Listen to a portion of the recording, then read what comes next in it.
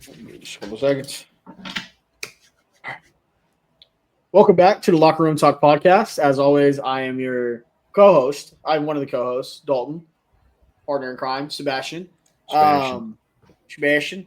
Yeah. It was relatively good. You had a much better weekend than I did until today. Today, shit kind of hit the fan. But dude, I almost had the perfect weekend. Like, so all my teams won. Chicago got their first win. Shelby Richardson's hand away from having the perfect weekend. Maybe the best weekend of my life. But, is what it is. Let's see. Oklahoma, which we'll talk about, won. Chicago won. And we beat the Cowboys doing it, which feels like extra motivating because I live Baker had another 2-minute Baker. Did it again. Yep. I don't like that they're calling him that because it makes it sound like he doesn't last too long. But, I think he lasts a long time. I think Baker lasts way longer than 2 minutes. I got very gay there for a second. I think you're very gay. Which we do here on this podcast. Oklahoma won. Chicago won. Green Bay lost.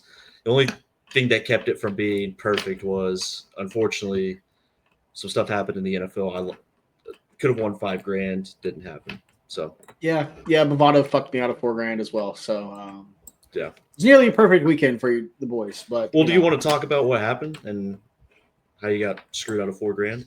Yeah, sure. No, I'll go ahead and mention it. So as we had talked, if you saw our weekend preview podcast from Friday, I had felt pretty confident that Tulsa was going to win. We had mentioned Memphis and Arkansas. We talked more so about the spread, but felt pretty comfortable with Syracuse in the Clemson game. My underdog of the week was actually Maryland over Wisconsin. I believe Wisconsin was getting, 13.5, 9.5, kind of in that range, somewhere around there. And Maryland smoked it.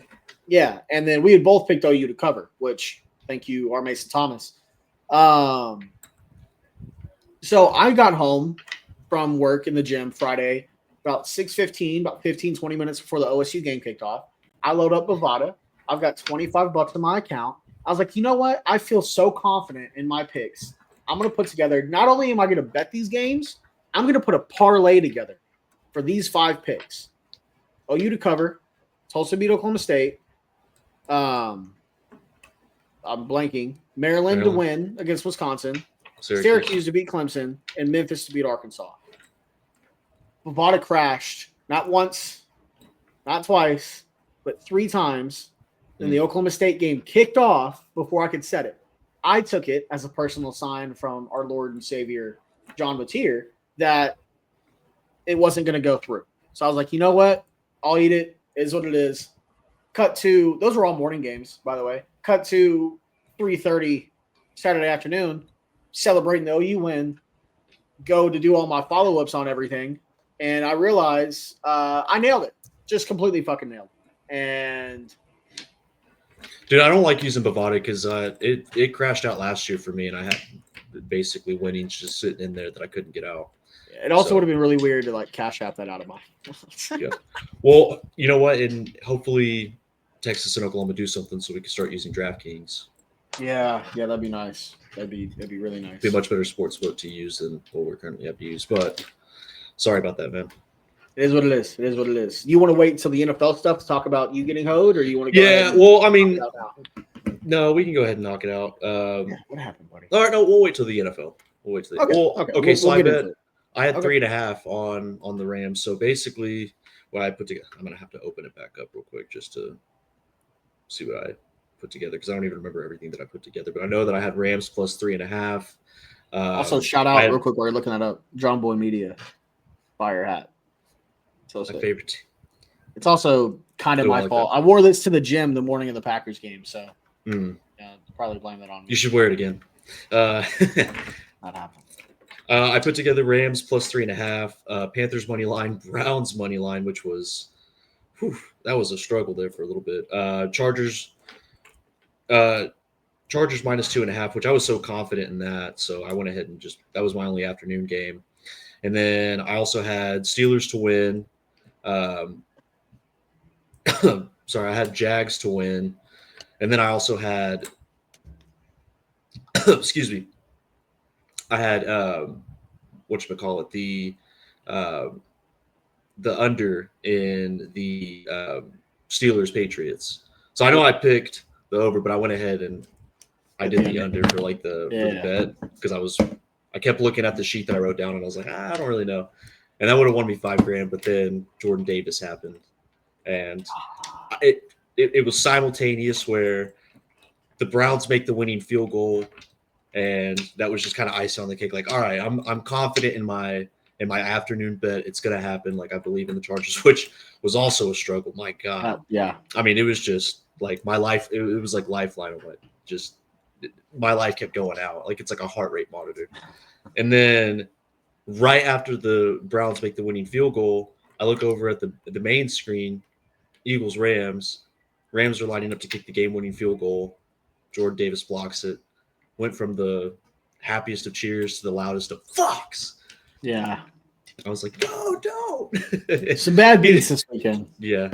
I was so pissed. I was texting all my friends like, I fucking hate the Eagles. I mean, like, now it's whatever. Like, I was mad about it for like 15 minutes, and I was like, all right, what do the games look like next week? I'm going to put together one more.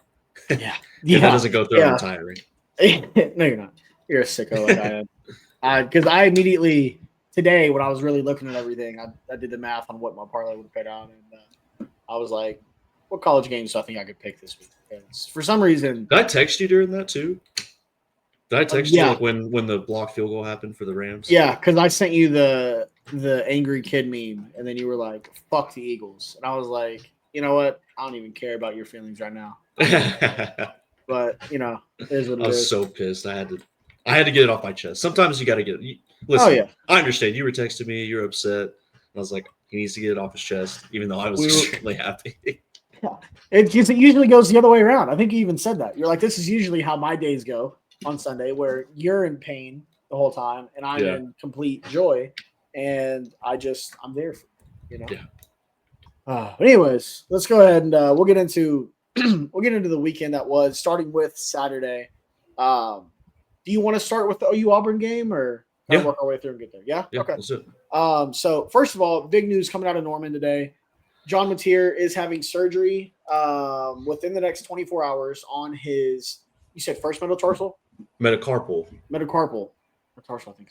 Anyways, I'm retarded. A little bit. First metacarpal on his throwing hand. If you look at the play, and I'm actually going to do it this time, I'm going to pull the screenshot over it. I'm going to put it on the VOD whenever I post this. You can see where he hit Falk as he's on the follow-through on the pass to Satania in the first quarter.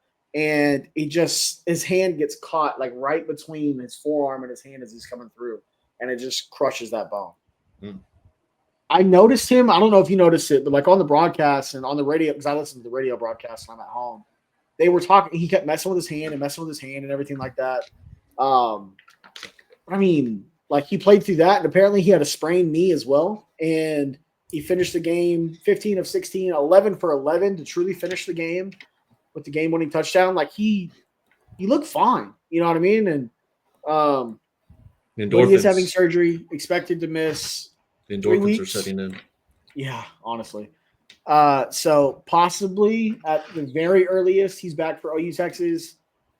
Maybe he's back for South Carolina. I would lean Ole Miss no matter what. I think he's definitely back by the Ole Miss game. I think Texas at the earliest. If I had to put money on it, I'd probably say South Carolina. I know we really need him back, but I'd rather him. I wouldn't care if like he had to sit the rest of the season. I would rather the kid be healthy and good to go. Yeah, I don't see him coming back though. That's the thing. Like even if he sits, I think he goes to the NFL.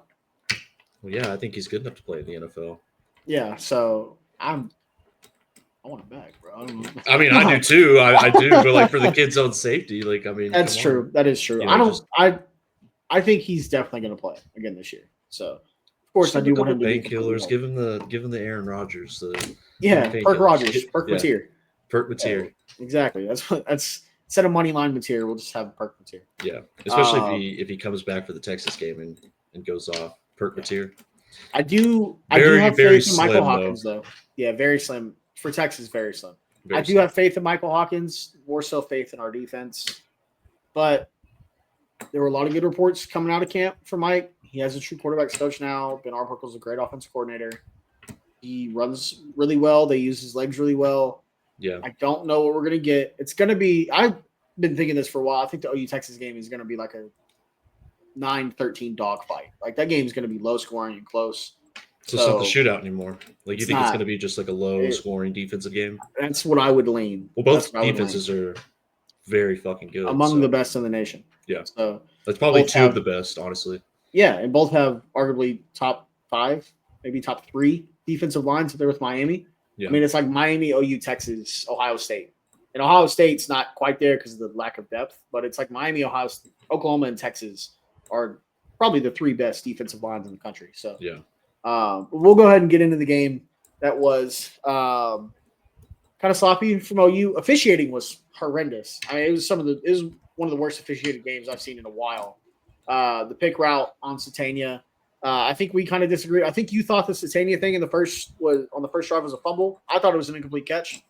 I don't remember if we talked about that, but no, I thought it was an incomplete pass. Okay, so we did agree on that. When it first happened, I thought it was a fumble, not good. Then they showed the replay. Once they showed the replay, and he only took 2 steps and bobbled it too. Yeah, bobbled it. So, and then also the one, obviously, the fake route or apparently the deception play that the SEC gave a statement on, which I thought it was just a good play design personally. I mean, they're apparently, from all accounts, they were running, tempo, just trying to get hurried up to the line. He walks over to the sideline, checks, ref says you're good, then he runs the route.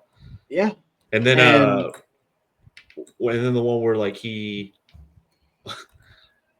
you think about it, he's kind of Mr. Controversy because there's like 4 plays with him. Yeah, there was the catch at the sideline. Yeah. There was the drop fumble.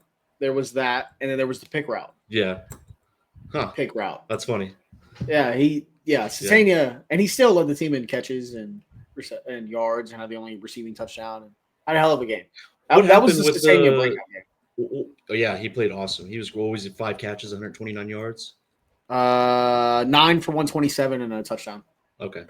What was the whole statement? Like, what did the SEC say about the deception play that wasn't a deception play? So essentially, now from OU's point of view, OU's perspective, they talked about this according to Toby Rowland and numerous other reports.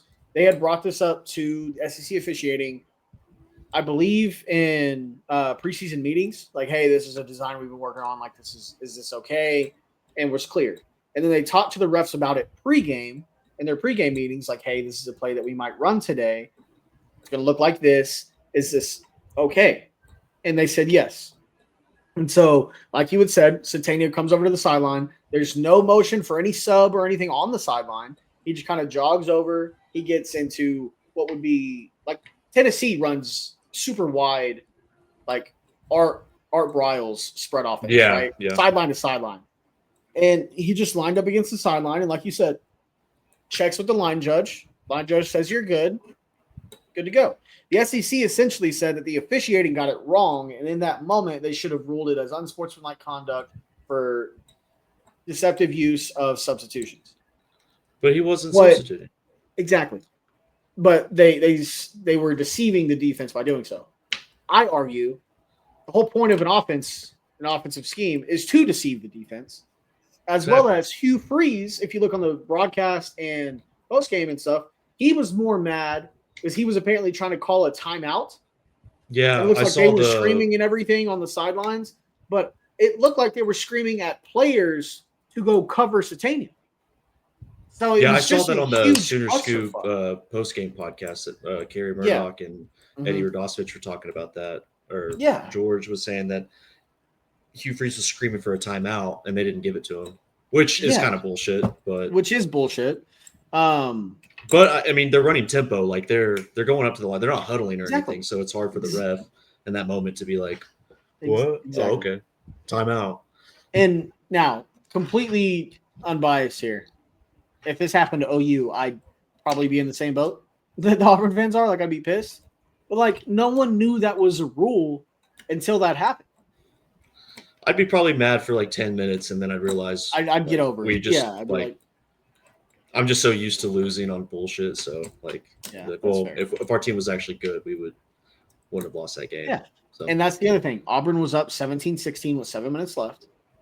They kept bitching about the Cam Coleman PI. They scored a touchdown on that drive. Yeah, which was missed bullshit call. that PI was, but the ref had his back to the wide Yes. receiver, so And he was then, running in stride like he was a corner, like breaking on a ball, yeah, and exactly. that's when Gentry Williams tacked. But I mean, Cam wasn't even Cam Coleman got up afterwards, just fixing his helmet. He wasn't like, what the fuck? Yeah, He was just exactly. kind of It like was more so the normaled tight out. end arms up, and Yeah. then They still scored on almost that drive, though. You're right. They still scored. exactly, and they also got Cortland Guillory with a bullshit PI on that same drive that put him on the 1 yard line, anyways. And so it was just horrendous officiating all around. Do you think because it was defensive holding, is that why? Because he was Should definitely have been tugging on. defensive holding. Yeah. Yeah. And then the Dude, horse Cam collar Coleman's Marvin Jones fucking good. he's insane. That stutter and go you sent me that he hit Devin Jordan with, dude, on the hard play action fake. I mean, that's all Auburn's offense was. They couldn't run the ball. They had no rhythm in the passing game. It was literally stutter and goes and throw it deep to Cam Coleman. They had a couple throws to the middle of the field, which they did. Was almost dangerous. We almost had a pick six from that. Peyton almost got him, dude. Yeah. Peyton almost. Remember that year that you were like, Billy Bowman was my guy, your guy, and he got all those pick sixes and everything. That was your season. And we've been waiting on that for Peyton Bowen for me for like ever because Peyton Bowen is my guy. Dude, he's going to get one. He has to. The defense also has to force a turnover at some point. They've been close. Yeah, that's crazy. They're 4 games in. They have like the statistical measurements to be in the elite group. Like when you think about like the numbers, like in the run, like how they like their passing defensive efficiency, running defensive efficiency isn't as good, but they do stuff the run way more than they give up, just chunk plays. Like it's crazy that this defense could be considered elite in the top of college football and they still don't have a turnover. The -6 they're second turnover margin. They're second in like passer rating or like a defensive passer rating. That's insane. They're the only team in FBS that hasn't forced a turnover.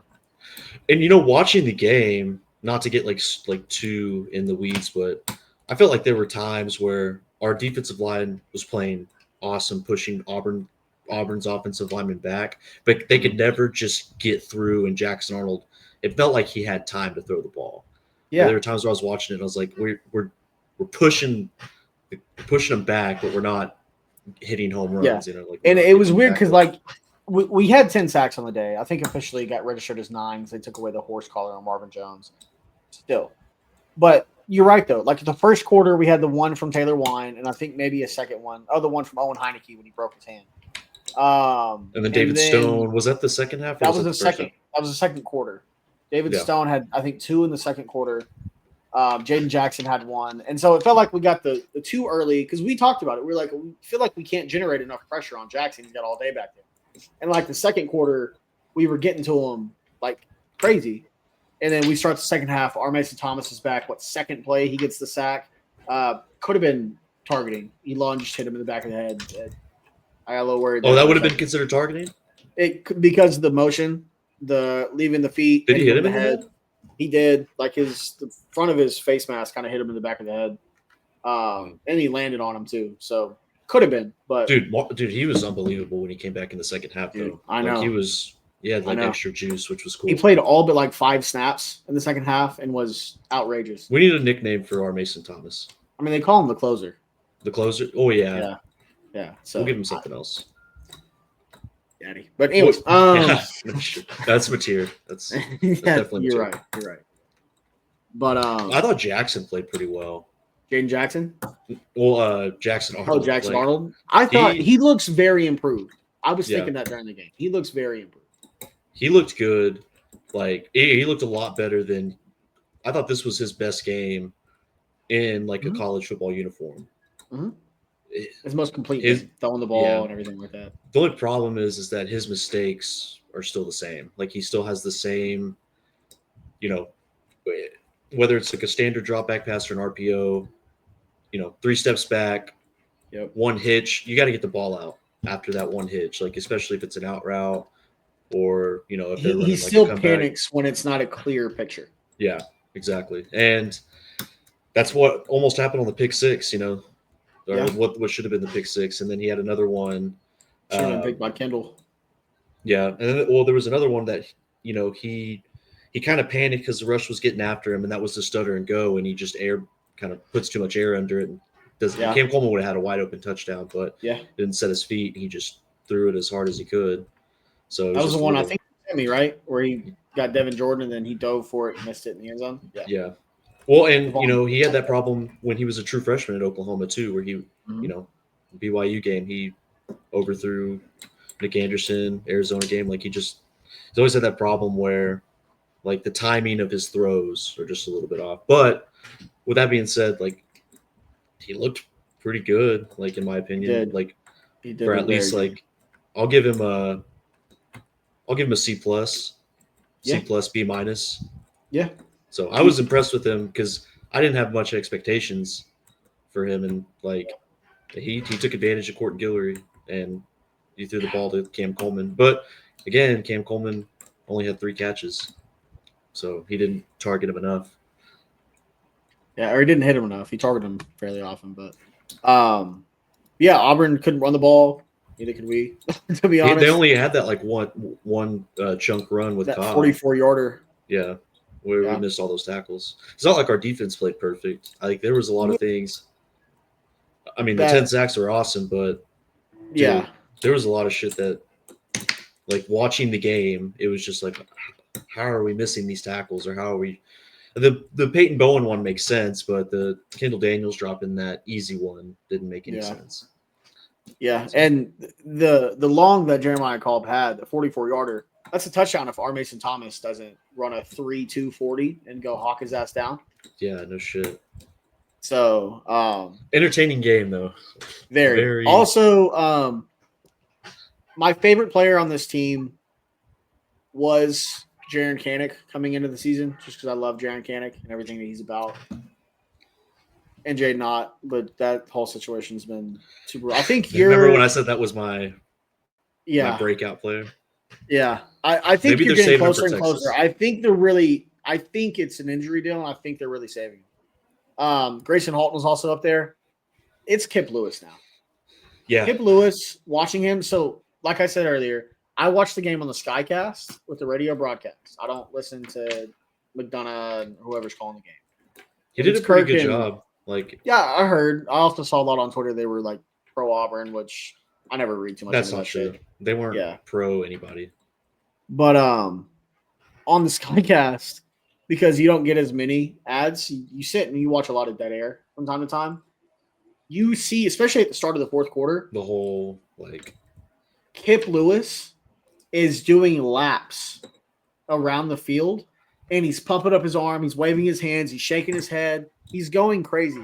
And I saw someone put it perfectly. They said, like, it looks like he's on cocaine when he's out there playing. He's just a vibes guy. He's the ultimate ultimate vibe guy, ultimate ball of energy, and it's my favorite shit, dude. Yeah. Like, every time he gets a tackle, he hops up and he's throwing his arms around and he's getting pumped up, and I love it. But I do think Jaden Jackson's the best football player on this team. I'm going to go with John Mateer. John Mateer is my favorite player. Clearly. But I think the best player – now, the most potential, I think, is David Stone. But, like, the best player – hot take, he might be better than Jaden Jackson. Like, he's getting better and better. I think he's going to be better. He's got a higher ceiling. Jaden Jackson – of course. Like, David Stone could be a top 5 NFL draft pick. Oh, yeah. Him he could be a NFL All-Pro, like, multi-year. Yeah, exactly. R. Mason Thomas should be a first-rounder. But Jaden Jackson, I don't think I've seen him lose a rep. No, he's good. He's just so strong. He's got that Samoan – He's so solid, dude. Every play, really man. I really hate that when it comes to his NFL stuff after next season, he's probably going to get impacted a little bit by his size, just being shorter. But he gets under people, dude. Well, he's not even that short. He's 6'2". That's pretty normal. Yeah, but he's not as long, though. Yeah. He's shorter armed. But, I mean, their best offensive lineman is their right guard. And he routinely put him in Jackson's lap every time. Blowing up plays. The entire defensive line was doing that, though. They were constantly getting pressure, but they could just never get home. Like, sometimes, like most, they did on a little bit of, like, I mean, they had 10 sacks. Some of them were QB runs, or some of them were Jackson Arnold not throwing the ball, not getting a couple of them were coverage sacks. Off. Yeah. So, but great performance from the D line. What was that? It's a fun way to start SEC play. Yeah, no, it was. It was. Oh God, that was a very stressful game if you're at OU. I mean, for both sides, it was just extremely stressful. But Auburn put together like some drives to get them in the end zone. That it felt like since Oklahoma wasn't playing their best, kind of on both sides of the ball. Until the very end when it mattered the most. Mateer's game-winning drive. You said he was, he completed his last 11 passes. Was what 15 for 16? Yeah, 15 or 16 to close, 11 for 11 in his last 11 passes. Insane, dude. Including that, probably the best ball he's thrown. Well, two of the best balls he's thrown all season. The seam route to Kanik, and then the ball to Satania up the sideline. Is that the one where they called holding on Kanik? No.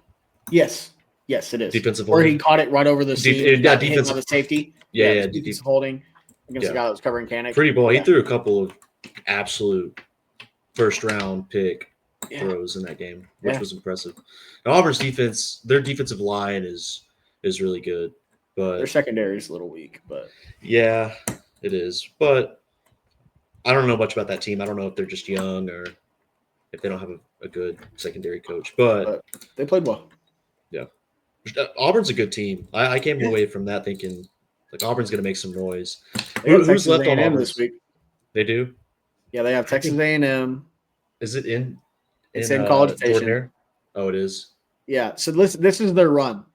They go to College Station to play Texas A&M. I think they get a bye week, and then they're home for Georgia, home for Missouri, to Arkansas.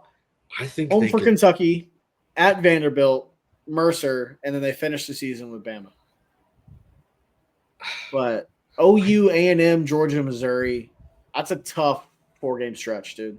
I think they could win 9 games. I know they have an 11 win roster with a quarterback that's probably 7 and 5. 8-win quarterback. Yeah. Yeah. But I think they can get away with because Georgia's secondary, they were not good against it. And I know Tennessee's offense is really good. That's going to be a test for Oklahoma. But if they can just like dial in, night game at home, Jordan-Hare against Georgia, Jaxson Arnold can just put on a cape and just become the quarterback that we think he can be. Yeah.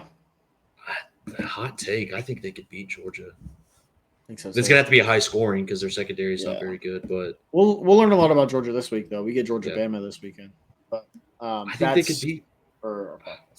Yeah, they're going to beat Arkansas. They're going to beat Kentucky. I think they can beat Vanderbilt. I think they can beat Bama, too. I know Bama's looked really good, but they'll probably lose to Georgia and Missouri. Missouri looks good. We'll talk about them later. Yeah. Fuck. Anyway, what else happened in this game other than the questionable officiating, Mateer? We got the bird from Arbuckle. Yeah, no, I saw that. That was sick. That was sick. Yeah. Love Coach Arbuckle for that. Miguel Chavis apparently has a 48-inch bird. He seems like the coolest coach on the team. Dude, I know. Arbuckle seems like a guy I would definitely have a beer with. And just I would love that quarterback room. Yeah. Yeah, he's only he's 5 years older than me. He just turned 30. Dude, he's a year older than me. You're fucking old, man. Yeah, I know. Old enough to drink with Coach Arbuckle if it happens.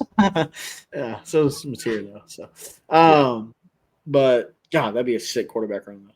But I don't know. There was a lot that happened. Owen Heineke, like I mentioned, broke his hand on the sack that he got on Jaxson when he got cut by the running back. Went back in, got taped up, put the club on, came back out, and played pretty well. That was also part of the reason that Cobb run broke. He just wasn't able to wrap up and get the full tackle with the club on. So did he miss the tackle on Jaxson Arnold's 4th and 11? That's what it was. Not the Cobb run. It was the 4th and 11 on Jaxson. That's what it was that he missed. Yeah, I thought it was him or like one of the somebody in like the backfield. Yeah, it was Heineke. You're right. He's still a dude. Kobe and Kip are a great duo. Yeah, no, they're really good. They talk. The defense has the opportunity to continue. They got some stuff they got to clean up. I mean, maybe they were just going easy on Jaxson because that's their guy. Obviously, they all lined up to, like dap him up and say, "Hey, good to see you again." But at least that's what I like to think because there's. Did you see when some Jaxson stuff was in walking there. off the field. That dude that was talking shit. Jackson's like, "You wish you were me." Did you see that? Yeah, not a good look for Jaxson. No. I And he don't mind it a seems whole cool. lot, but He seems like a great guy. Like I like Jaxson. I want to see him continue to succeed. Like I think the pressure genuinely gets to him, though. well, this one makes sense. Like he's coming back to Norman. Yeah. He was here for 2 years. He was supposed to be the guy. Yeah, not necessarily savior. I wouldn't say savior. Just the next in line. Yeah, it just I don't know. I think it kind of fell off for me. Kind of early.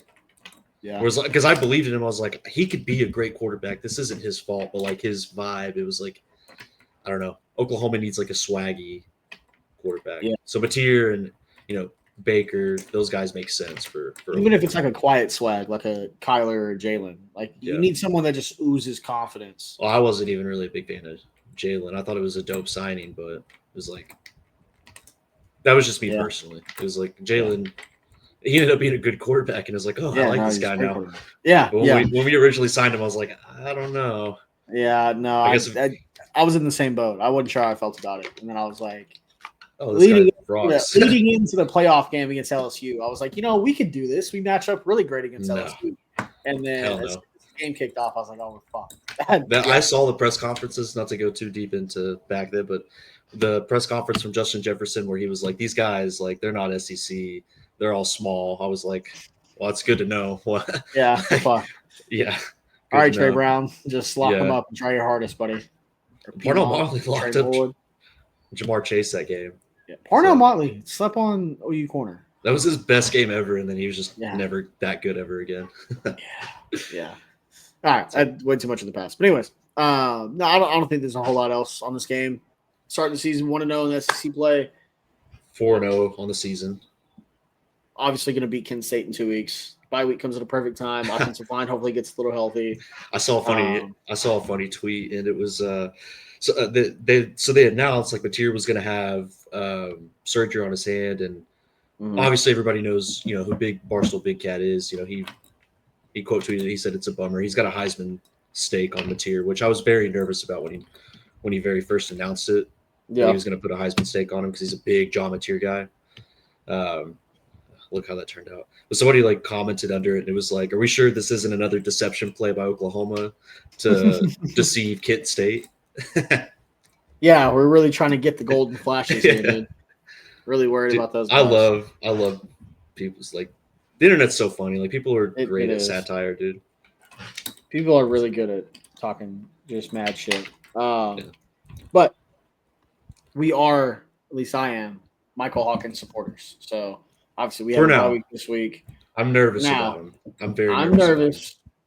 I don't think we're going to learn a lot against Kent State either, but it'll be good for him to get the reps and everything like that. I trust him. I think if he can get us 24 against Texas, I think. Are you keeping up with this Mets-Cubs game? I have the score coming up, and I really don't want to look at it anymore. It pissed me off. Perfect time to wear the hat again. The Cubs made the playoffs, celebrated like they won the World Series, and then have shit the bed. I'm okay with celebrating. I'm okay with celebrating too, but don't shit the bed. And they shit the bed. It stinks. Yeah. I'm all right with celebrating because baseball's a grind. It's 162 games, but you're right. So we need home field. Hey, if they're going to shit the bed and then change the sheets whenever we get into the playoffs, fine by me. Yeah, but we need home field advantage, dude. We got to win this game. We're not getting that. Is what it is. Moving on. One of the other big games that we had this weekend, Florida, Miami. Florida has a great defense, and they kept them in that game as long as they could physically hold on. And then it just kind of broke. I didn't get to watch a whole ton of the game. I ended up going out eating. Well, Miami, I was watching the game. Miami was in complete control. They were up 13-0.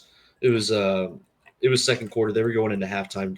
DJ, unfortunately, just he's not what he was last season. There's something. Obviously, missing all the practice. We talked about it, but he's just out of sorts. Missing easy throws. I mean, just off timing.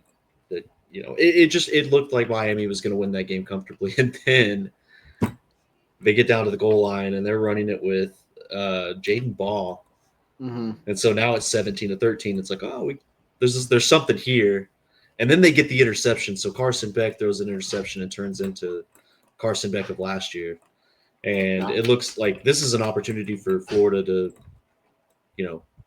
in Miami to shut the crowd up and say, hey, DJ Lagway is here, and that's not what happened at all. In fact, he shit down his leg, and Miami cruises on. Yeah, that Miami defensive line is nasty. Yeah, Ruben Bain Jr. is unbelievable, dude. He is, man. He's nasty. But that Miami as a whole, like their offensive line played Francis pretty well. Mauigoa is They played well. There were times they were getting pushed back. I think Florida's defense is fertile. I agree with you. They've got great talent on the defensive line, but their Miami's defensive line, they were physical. I think I texted you and said this looks like the 80s Jimmy Johnson Miami defense. They were just, anytime one of the Florida players had the rock in their hands, Miami, they would hit him as hard as they could. They would smoke him, just hitting the shit out of them. So, but yeah, it ended up getting carried away, 19-7. Like they ended up scoring another touchdown. They did late in the fourth quarter too. I don't remember what happened. I don't remember if they got an interception to get down to the goal line, but I went back and looked, DJ didn't throw any interceptions. Yeah. Well, something happened because they were at the goal line and they just ran it in. That's the only thing that I remember. So, but Miami's a good team, and I'm gonna go back on Miami potentially being a national title contender, which there's not a lot of teams that I look at in college football and think this is just a clear cut bet, like a Georgia, Bama. You know what I mean? Yeah, no, I agree. There's not like a clear cut team. Miami's at Florida State, not this week, but next week. Yeah, that's gonna be October 4th. A very fun game. Yeah. That's your ACC championship. Yeah, exactly. That's your ACC championship. Much like Tech, Utah was probably the Big 12 championship, which we'll get into in a little bit. Yeah. Miami, Florida State. Yeah, dude. Florida State, complete turnaround. That's impressive what they've been doing. Wow. Twice in the portal. Yeah. But Miami, I'm gonna go back a little bit, and the only thing that worries me for Miami is Carson Beck looked good the first few games he played. He did not look very good, like timing, like he was missing throws, like the interception that he had, I didn't understand like the release point. Like it came out so late. And there was another one that he airmailed that was almost picked off again, that he just has a couple of those. And like, he's got the talent. Like he's kind of looked at as this guy could be like a first round pick with his measurables and like his talent. Yeah. He's hurting himself though. Yeah. Yeah. So probably just needs to brush his teeth. But that's what I'm going to blame him on. Miami rolls. They're a good team. They're the number 14 in the country now. Right? They're number 2. Oh, they're number 2 now. Yeah, so it's Ohio State, Miami, Penn State, LSU, Georgia, Oregon, OU, Florida State, A&M, and Texas is your top 10. Okay. Oh yeah, Oklahoma jumped to 7. We forgot to mention that. So. Yep. They're a great team because good teams win, but great teams cover. Correct. Moving on, what we both fucking swung and missed on this one. God damn. For very different reasons, but Fernando Mendoza and Kirk Cignetti just beat the living shit out of Illinois, 63-10. Oh, did I say Illinois was going to blow them out? I think so. All right, let's go back to the podcast before and let's edit it. And we'll Yeah. I think. All right, here, hold on. Ready. Let's go. Yeah. Dude, I think Indiana's going to blow out Illinois. Yeah. Well, okay, clip that. Clip that and put it back. Looks like, Sebastian, you were fucking right, dude. Indiana beat the shit I mean, total belt to ass. I was right about the blowout, but just wrong team, Bro, Mendoza was 21 of 23, 267 and 5 touchdowns. They were. I mean, they just they had better. They were better at every position. Yeah. Left tackle, right tackle, left guard, right guard, center, quarterback, running back, wide receivers, tight end. All of special teams. Yeah, like they were better at everything, which is crazy. And I give Cignetti major props because not that they weren't a good team last year, they just weren't really tested until the games that they had to play where they were, and they got their ass kicked. Yeah. Indiana's for real this year. They're probably going to lose to they have to play Penn State and they have to play Oregon. They're probably going to lose those games. Yeah, they're both on the road. They go to Oregon and to Happy Valley. Yeah. Iowa might be a little bit tough for them just because of the way that Iowa plays football, but they're going to win that game. At least I think they're going to win that game. I don't know. I would think so. Then they got the absolute juggernaut of UCLA, and Wisconsin. But I mean, Indiana's they're going to be tested. I mean, they just beat the dog shit out of the number 9 team in the country. So this schedule favors up for them to make the playoffs again, especially 100%. if let's say out of Oregon and Penn State, they win one of those games, they're in the playoffs, right? Because if they win one of those 2 games, they might be in the Big Ten championship game. Yeah, that's true. It's crazy. There's not a whole lot more losses on that schedule. Talk about the best investment of your life is signing a coach from JMU. Yeah, dude. I love Cignetti. Yeah. I love what he's about, man. I thought Indiana was going to win. I thought it was going to be close. I made fun of him a lot, too. His name is funny. I like calling him. Well, just his mannerisms and the way he is. But he's a little weird guy. Even Shane Gillis was talking shit about him on game day last year for the playoff game. Shane Gillis shits on everybody. But no, man, he's running a hell of a fucking program. I kind of want him to stay in Indiana for a while. I feel like it's only a matter of time before a bigger program comes and nabs him. But it'd be cool if he turned Indiana into just a juggernaut, dude. There's not really much else on that game that we can really talk about other than Indiana kicked the absolute dog shit out of Illinois. Yeah. I have a question for you. What's that? Who gets fired first? Sam Pittman at Arkansas or Luke Fickell at Wisconsin? Or let me ask you this: who would you rather talk about first? Would you rather talk about Luke Fickell or would you rather talk about Sam Pittman? Both games I called it correctly, but I mean, Luke Fickell I think is the most surprising to me because I felt like Wisconsin was the best fit. Everybody did. Everybody. There's not. I guarantee you, if you took the billion people in the United States, or the millions of people that watch college football and that study the game, or watch it like us, there has to probably be one person that was like, "Oh, Luke Fickell isn't going to fit," and he's probably the guy that went on Twitter, said Luke Fickell's not going to fit at Wisconsin, edited it and revised the date to right before or right on the day that he got hired. There's no way that he actually believed it. It felt like the most surefire. Well, and it was the biggest hire. It was such a splash hire. Everything he did at Cincinnati, air raid offense. He's going to bring that to Wisconsin. They're going to get the talent, and then what took 20 years to build for Wisconsin was completely destroyed in 3 years. It's crazy. That's why I've always been so high on Wisconsin. Luke Fickell's going to figure it out. He's a great coach, and then it just continues to. And I know that the past couple of years their starting quarterback has had Tyler Van Dyke last year had the freak injury in the at the beginning of the first quarter against Alabama, and then the quarterback this year got hurt in the first game too against Miami of Ohio. They had a former OU quarterback start for them 1 year, right? No, Evers didn't. He never got to start for him. Not Nick Evers. I feel like they had somebody else. Did they?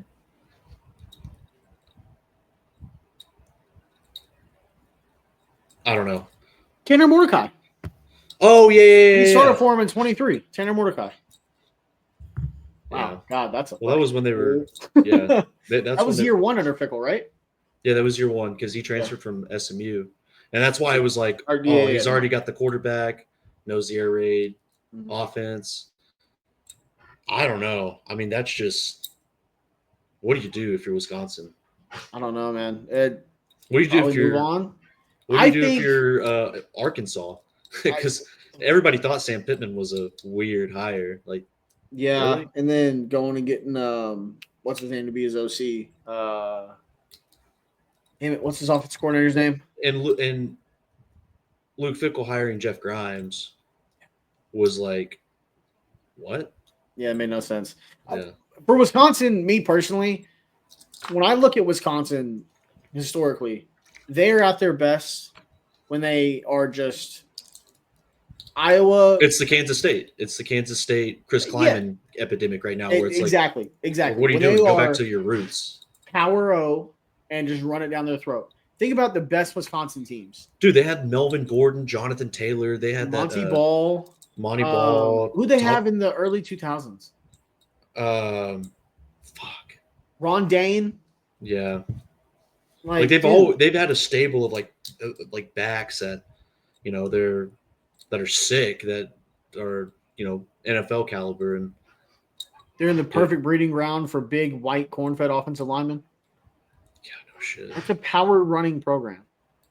And I thought Luke Fickell made sense, but I didn't think he'd try to go in there and just completely rebrand the entire program that is Wisconsin. And I guess I should have seen it coming, but it's like, man, I would. Well, and their athletes don't look very good either, except for like a couple of wide receivers. But if he wants to save his job, they're gonna have to get like if he wants somebody to fit that off, like he was a former offensive lineman at Ohio State. Like you would think he knows how to recruit offensive linemen. They're gonna have to go in the portal and put together one of the best offensive rosters he could possibly put together. I mean, I'm sure they've got NIL money. Yeah, Wisconsin. What do you think is a better job? Arkansas? You think Wisconsin's a better job? Well, I don't know. Arkansas, you get the benefit of Arkansas money, and it's the only thing going on in that state. Yeah, Tyson's Chicken, Walmart. I didn't even think about that. Yeah, so like, there's more money in Arkansas. I mean, look, they got John Calipari. Yeah, is there? Well, Arkansas basketball, like that's an SEC, like that's a big time basketball program, so that makes sense. Yeah, and so, but they're in a better breeding ground, but they're very comparable. Yeah, because they fit in the same place in their conference and history wise. I think Wisconsin's maybe a leg up on Arkansas historically. The Big Ten championships, yeah. Yeah, but I think if they're both operating at peak efficiency, I think Wisconsin's probably the better program. Yeah. Yeah, probably. I don't know. It's very surprising. Yeah, no, it is an interesting case study to really look at it though. It's funny how similar it is between the two. Yeah. Well, with Pittman, it's a matter of days now because that's 2 weeks in a row where they have a chance to win the game and they have a catastrophic turnover in the enemy territory. That peanut punch was nasty, though. Yeah, it was. But still, like, hold on to the ball, bro. Yeah, no. If you're just watching the game and you don't have a stake, you're like, that was awesome, like what Memphis did. But like, if you're an Arkansas fan, 2 weeks in a row where that happens, like, yeah, you're probably done with Sam Pittman. Yeah, I'm surprised he even made it to this season, to be honest. Like, I thought he was done after last year. So, well, Taylor Green is playing. He was playing awesome. Like all season, he was amazing. And I don't know what happened in that second half, but Memphis just completely took over. And Arkansas had the better athletes. They had the better running back, quarterback. Yeah, for sure. It just Memphis just completely. I don't know. They changed something. Well, in Arkansas missed tackles. Memphis had that long touchdown run where two Arkansas defenders are in the backfield to get a tackle for loss. And look at the play that sealed it. What was it? 3rd and 8 from the 9-yard line, and Memphis's running back got stood up 2 yards past the line of scrimmage, and then got another 8 yards to get the first down. Yeah, like that's either A, lack of heart, B, lack of give a shit, or C, all the above. I'll C both A and B, I guess. But like D, Pittman is your coach. Yeah, I don't want to put there it we go. all on the C, Sam Pittman's the coach. D, all the above. Like, well, I don't want to put it all on. I mean, the players got to play too, but you're right. at some point somebody has to be to blame, and unfortunately, the head coach gets the blame for Well, look at players. Oklahoma State. Oklahoma State. Gundy's We didn't the even one think to about blame. that. So Gundy Both was of those. majorly on the hot seat until the big news happened today. Like, Yeah, and that was. It's weird that they let him do the coaches show last night. And apparently reports going into it where they were going to let Gundy coach the remainder of the season no matter what happened. And I don't know if I bet fans went ballistic. some big money donor, big money for Oklahoma State, but some major donor at Oklahoma State. They got was money, like, dude. they do. Every They have some. program has a big NIL budget. Yeah. Has boosters that have a ton of money. Yeah. We look at Arkansas like, oh well, they should have all the money with Yeah. Walmart, Tyson's Chicken, and they got somebody else that's also a billionaire. I forget, but Mhm. like they all have the same amount of money. It's just I Willingness don't to know. use it, and allocation of resources and stuff. But Do someone with deep pockets in Stillwater was like, "I'm done unless he's gone." I think that's what happened. Do you think Arkansas and Wisconsin? I forgot about this. I just now thought about it. Do you think they should call Brett Bielema, tell him to come back? He's like, hey, we miss you. I think at this point, the funniest thing that could happen is Clemson and Oklahoma State just do a coach swap. That would be crazy. It'd be hilarious. I don't think it'd work out for either program. Well, Gundy's gone, so he got fired. Gundy did get fired. I wonder what Oklahoma State's going to do. Like, I wonder I who think they're going to it hire. needs to start a level higher than the coaches. I think Oklahoma State needs to completely redo their athletics department. Well, yeah, don't they? They need to figure out an AD, right? They still technically have an AD. I think president, but reports coming out of Stillwater, the Board of Regents isn't in line. The president or whoever's running the school can't agree with the athletics director. They are just all over the place everywhere. Yeah. And they have a lot bigger problems than just football. What was this? Someone like gave Gundy a layup of a question. It essentially was like, what's wrong with your program? And Gundy was like, I think we should need to get some stops on third down. Like, it's so funny, dude. It's so funny. Well, remember a few years ago, it started out that way, and then he was red hot after he was saying something like that. Like, we just got to be better on third down, and we need to like make sure that we're getting our tackle, or we're tackling our guys, we're not missing tackles. And then they went on to win like 8 straight. It was so crazy. Well, the last year in the Big 12, they were fighting. Not last year, the second last year. I think it was 22. Yeah. 21 or 22. Because the first couple of games, they lost to South Alabama, right? Yeah. They lost to South Alabama, and then Ollie Gordon was like, hey, feed me the ball. And that's when and they went on that run. Was it 20? I think it was 21. It was 21. It was Lincoln's last year. They were this close to being in the playoff. The Big 12 game against Baylor. This close to being in the playoff. 2011, they lost to Iowa State in overtime when they were clearly probably the best team in the country. And then we got an LSU Alabama, 9-7 national title game. Like, Gundy has had them this close a few times. And for Oklahoma State to be that close, like, that's remarkable, dude.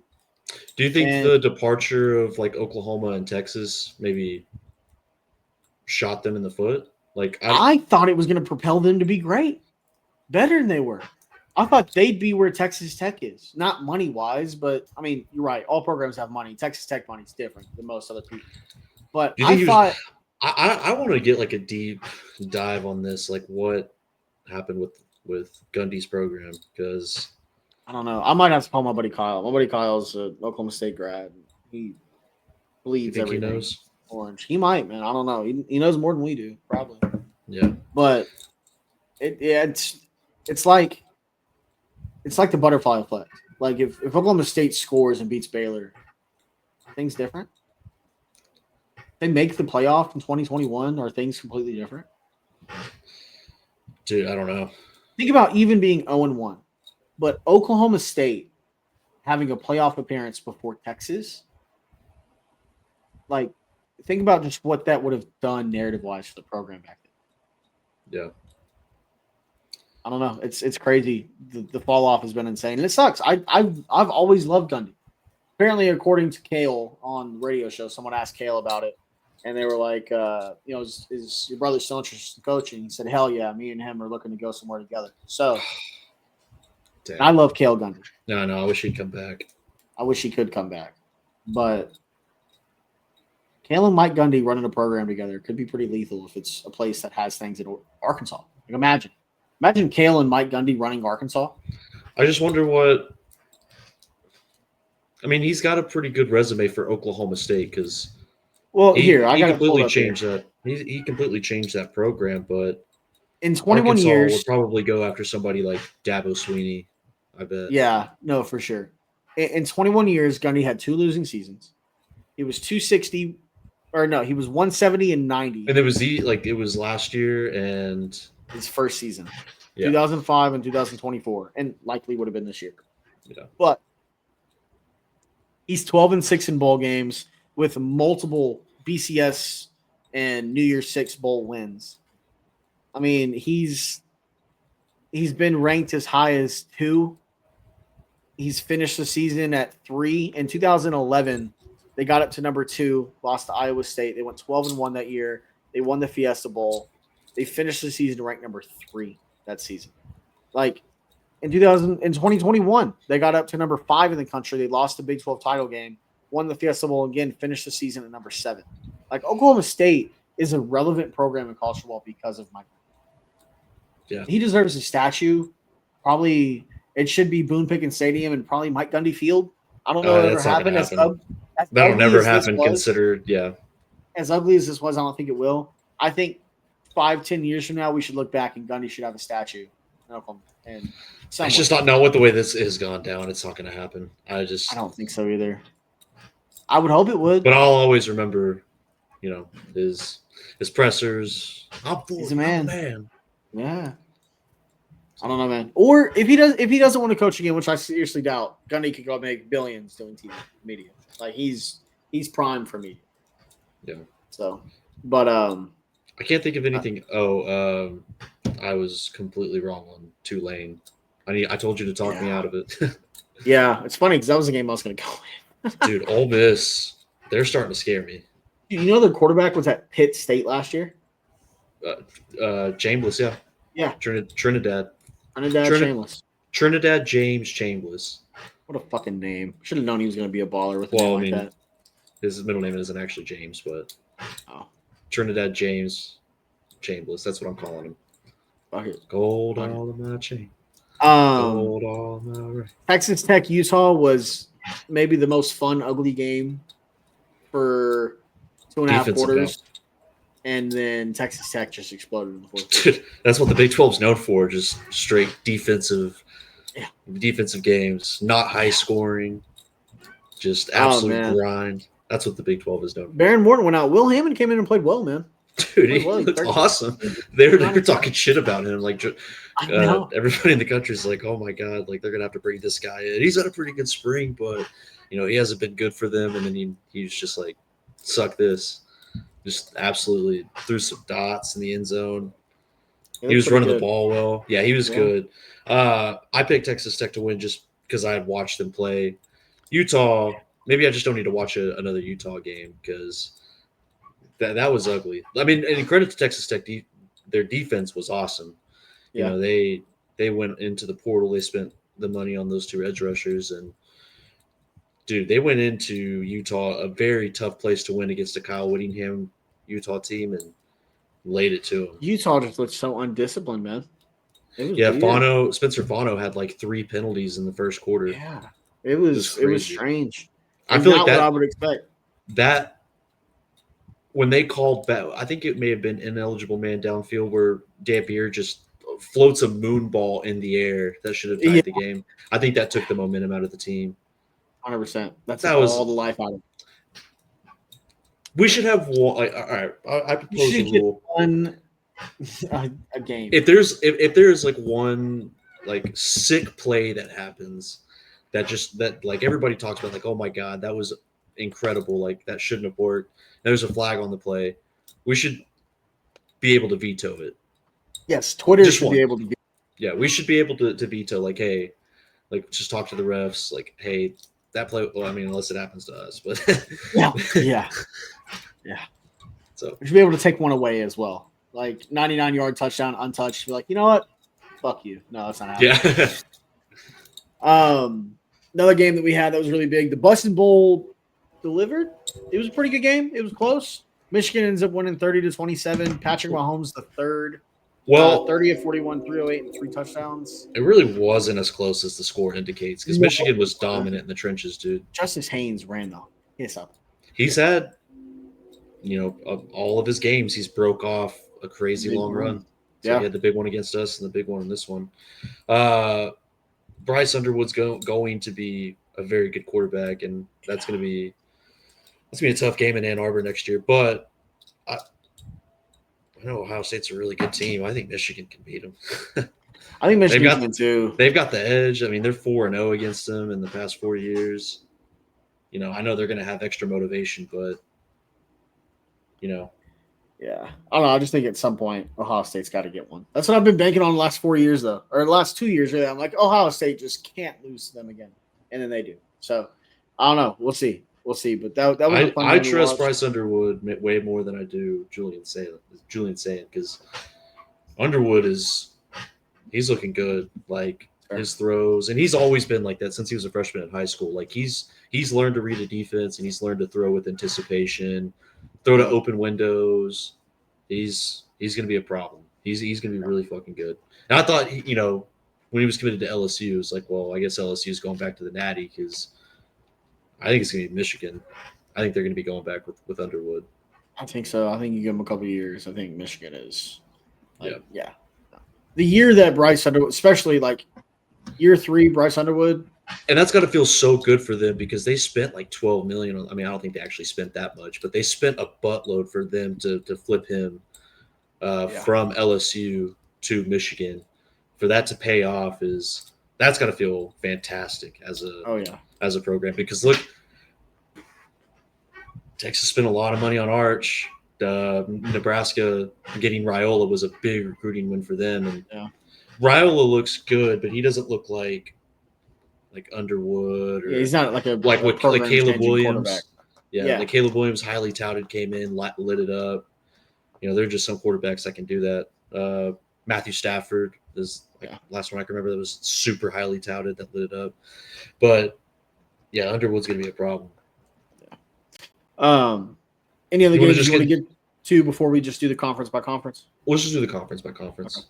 So in the ACC, Florida State beat the piss out of my dear Golden Flashes at Kent State, 66-10. Thomas Castellanos, 10 of 13, 205 yards and a pick. Gavin Sawchuk, boomer, 11 carries, 97 yards, 2 touchdowns.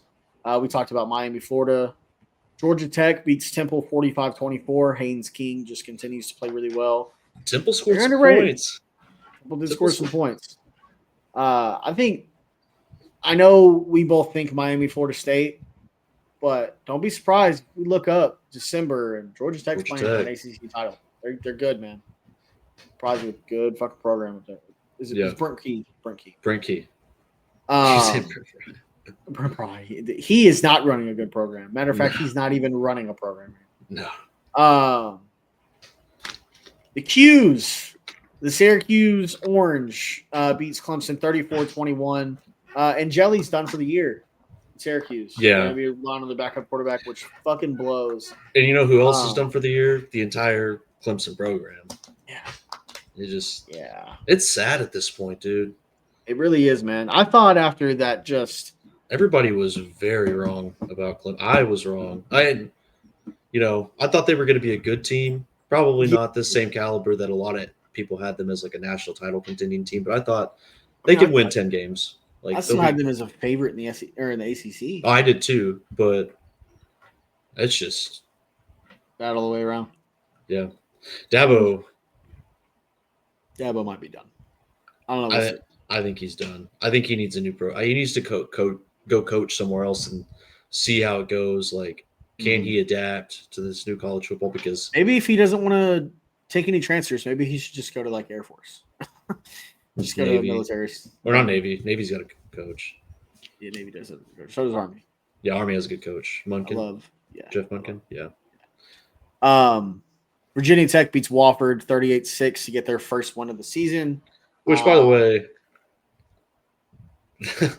I was never mind. We'll get into it here in a second. I was just gonna say I was watching the North Texas Army game. North Texas, because I was rooting for my Mean Green. They were up on them early, big. Like it was just like completely different from last year. Stone Cold Steve Austin. The celebration, put the celebration was so fire. Yeah, I think I'm gonna go to. So since Oklahoma has the bye week, I think I'm going to go to the North Texas game against South Alabama this coming weekend.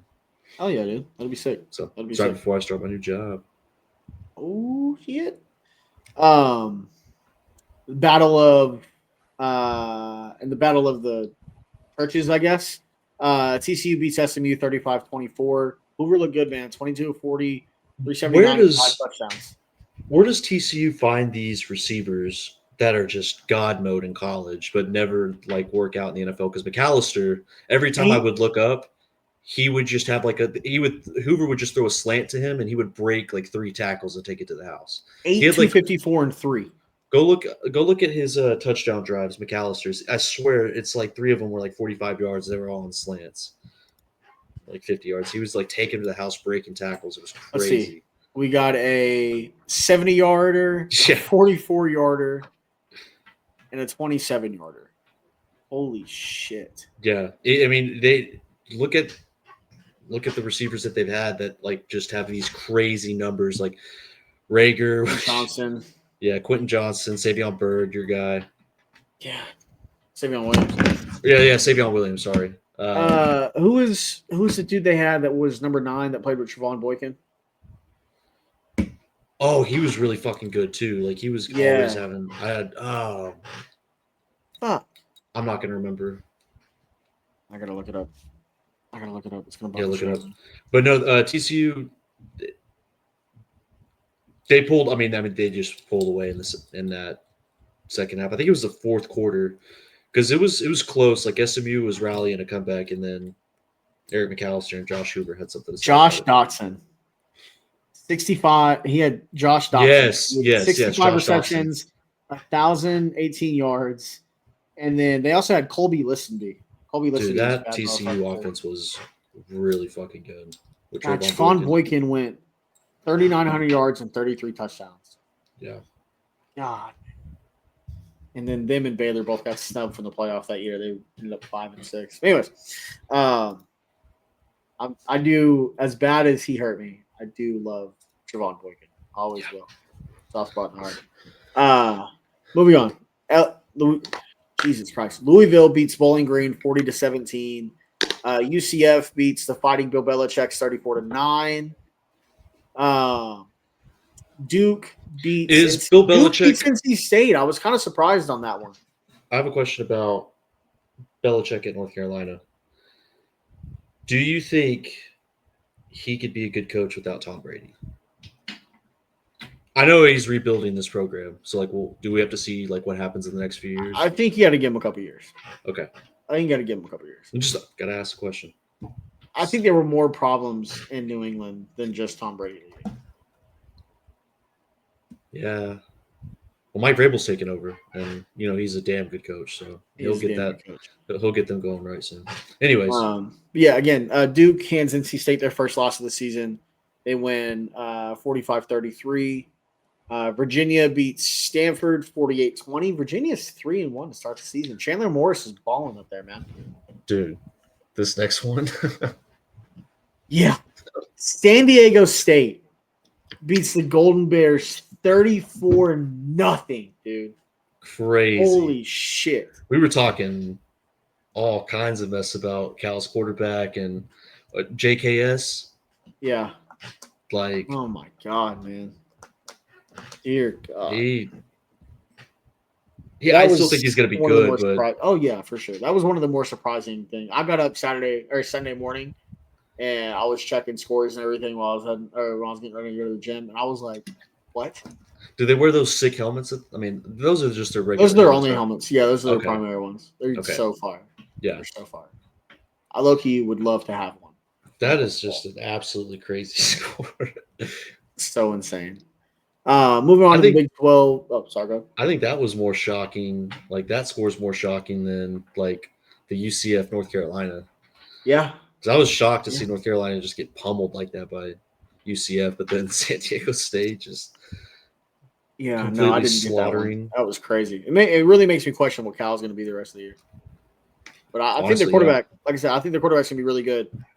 Problem with that is he's going to be playing somewhere else next year. Oh, yeah. Someone's going to come give him a lot of money. Just like Mendoza. Moving on to the Big 12. Kind of talked about it. Tulsa beats Oklahoma State Friday night, 19-12. Texas Tech beats Utah, 34-10. TCU. Honorary Golden. SMU. I was born in Tulsa, so I was happy to see that final score. UCF over North Carolina. Kansas just beat the dog shit out of West Virginia, 41-10. Big 12 sleeper hopes back alive after that one because I was very nervous, but I'm all the way back on Kansas. I think I'm just saying. I think they're going to be in the Big 12 championship game. They could, man. They could. Arizona State beats Baylor in a close one, 27-24. That was a fun game. Continues the ball. That was a fun game. That was a very fun game. That was fun. And we'll get into Arizona State alum, notable crown eater, Cam Scatterby later in our NFL recap. BYU beats East Carolina in East Carolina. That I just realized that they played there. 34-13. This is another team that's starting to make me nervous, though, is BYU. I think BYU falls apart at some point. I don't know, man. I think Homeboy's finally got the team that he wants. They look good in the trenches. I can't picture a quarterback wearing 47 doing anything worth a fuck. So Bear Blackfire, come on. But I mean, I agree that it just feels weird. But I mean, the hefty lefty was great. Rest in peace, Trey Lawrence. Yeah. Colorado beats Wyoming 37-20.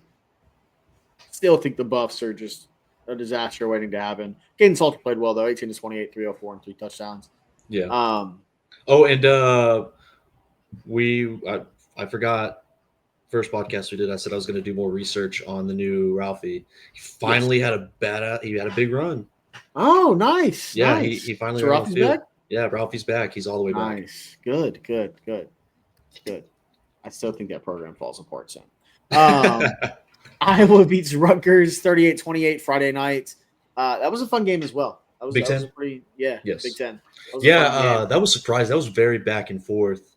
Mm-hmm. Like Rutgers. And Iowa really only pulled away late. Mm-hmm. Yeah, it was. When I checked, Rutgers had scored a touchdown to go up, and then Iowa immediately responds, and it was like it was 28-28 or something like that. Let's say last time I saw it was like 28-21 Rutgers. Yeah, somewhere around that neighborhood. So, and then Iowa pulled away. But yeah, I was finally got a quarterback. Oregon just beat the piss out of the Beavers, 41-7. Oregon State's just in the dumpster right now. Dante Moore, 21 it's gonna be hard to 5 recruit. 4 touchdowns. It's gonna be hard to recruit in the Pac-12 for Oregon State and Washington State, which we'll talk about them in a minute. Yeah. Oregon Penn State is this weekend. Yeah. And that's probably going to be the game that we lead with in our preview podcast on Thursday. Either that or Georgia, Alabama. There's a lot of big games coming up this weekend. It's going to be a really fun weekend. But Oregon looks good. Their first real test is this weekend, though, so we'll really see what they're about. Indiana, Illinois, we talked about. Nebraska, Michigan, we talked about. Notre Dame, it's kind of not a dogfight. They were in a shootout with Purdue for a little while and then really just kind of pulled away. Jeremiah Love remembered that he's the best running back in all of college football and just did what Jeremiah Love does and fly through the fucking air. He'd be in Heisman conversations if they ran the ball more against Texas A&M, in that first game. Or and against Miami, too. Like, they didn't give him the ball nearly enough against Miami. I know. It's weird, man. But Jadarian Price is a very good running back. Like, they've got a good backfield. Yeah. Including the kick return. But, he looked good. Notre Dame, that clearly, obviously, the best game they've played all season. They're in the same spot that they were last season. They have Arkansas this week. I think they'll win that game. That'll probably be San So Notre Dame is in the exact same spot they were in last season, where they lost to NIU, and it was like they can't lose another game, or else they're not going to make the playoffs or have any championship aspirations, and they won out. They're in the same boat. I mean, their 2 losses are against good teams. Yeah, So no, they could definitely be like a 9 through 12 rank. Yeah, no, if they go win 10 games, if they win out, they're in the playoffs. Yeah, 100%. That's what I'm saying. Like without the conference, obviously, they might be a little bit lower on there. But Arkansas this week, Boise State, NC State, USC, and then Boston College, Navy, Pitt, Syracuse, Stanford. So, I mean, their toughest games, USC. Yeah. They could reasonably go 10-2. And then we get into that, whole annoying quality loss thing. But they look really good.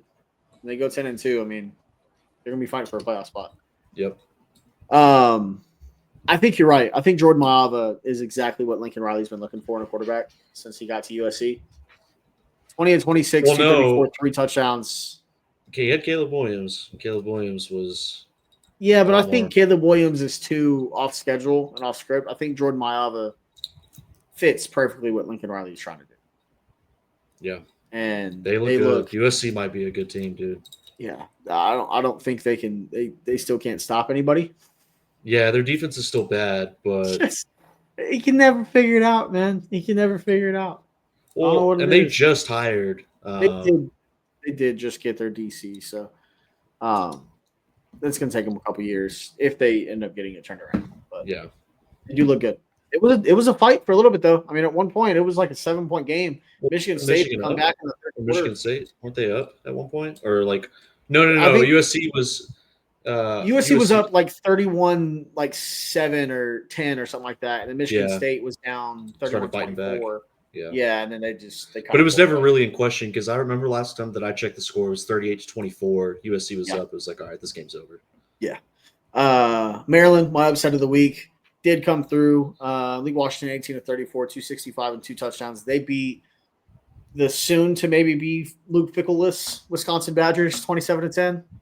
And then in the Apple Cup, as you said, we'd get to it. Washington beats Washington State 59-24.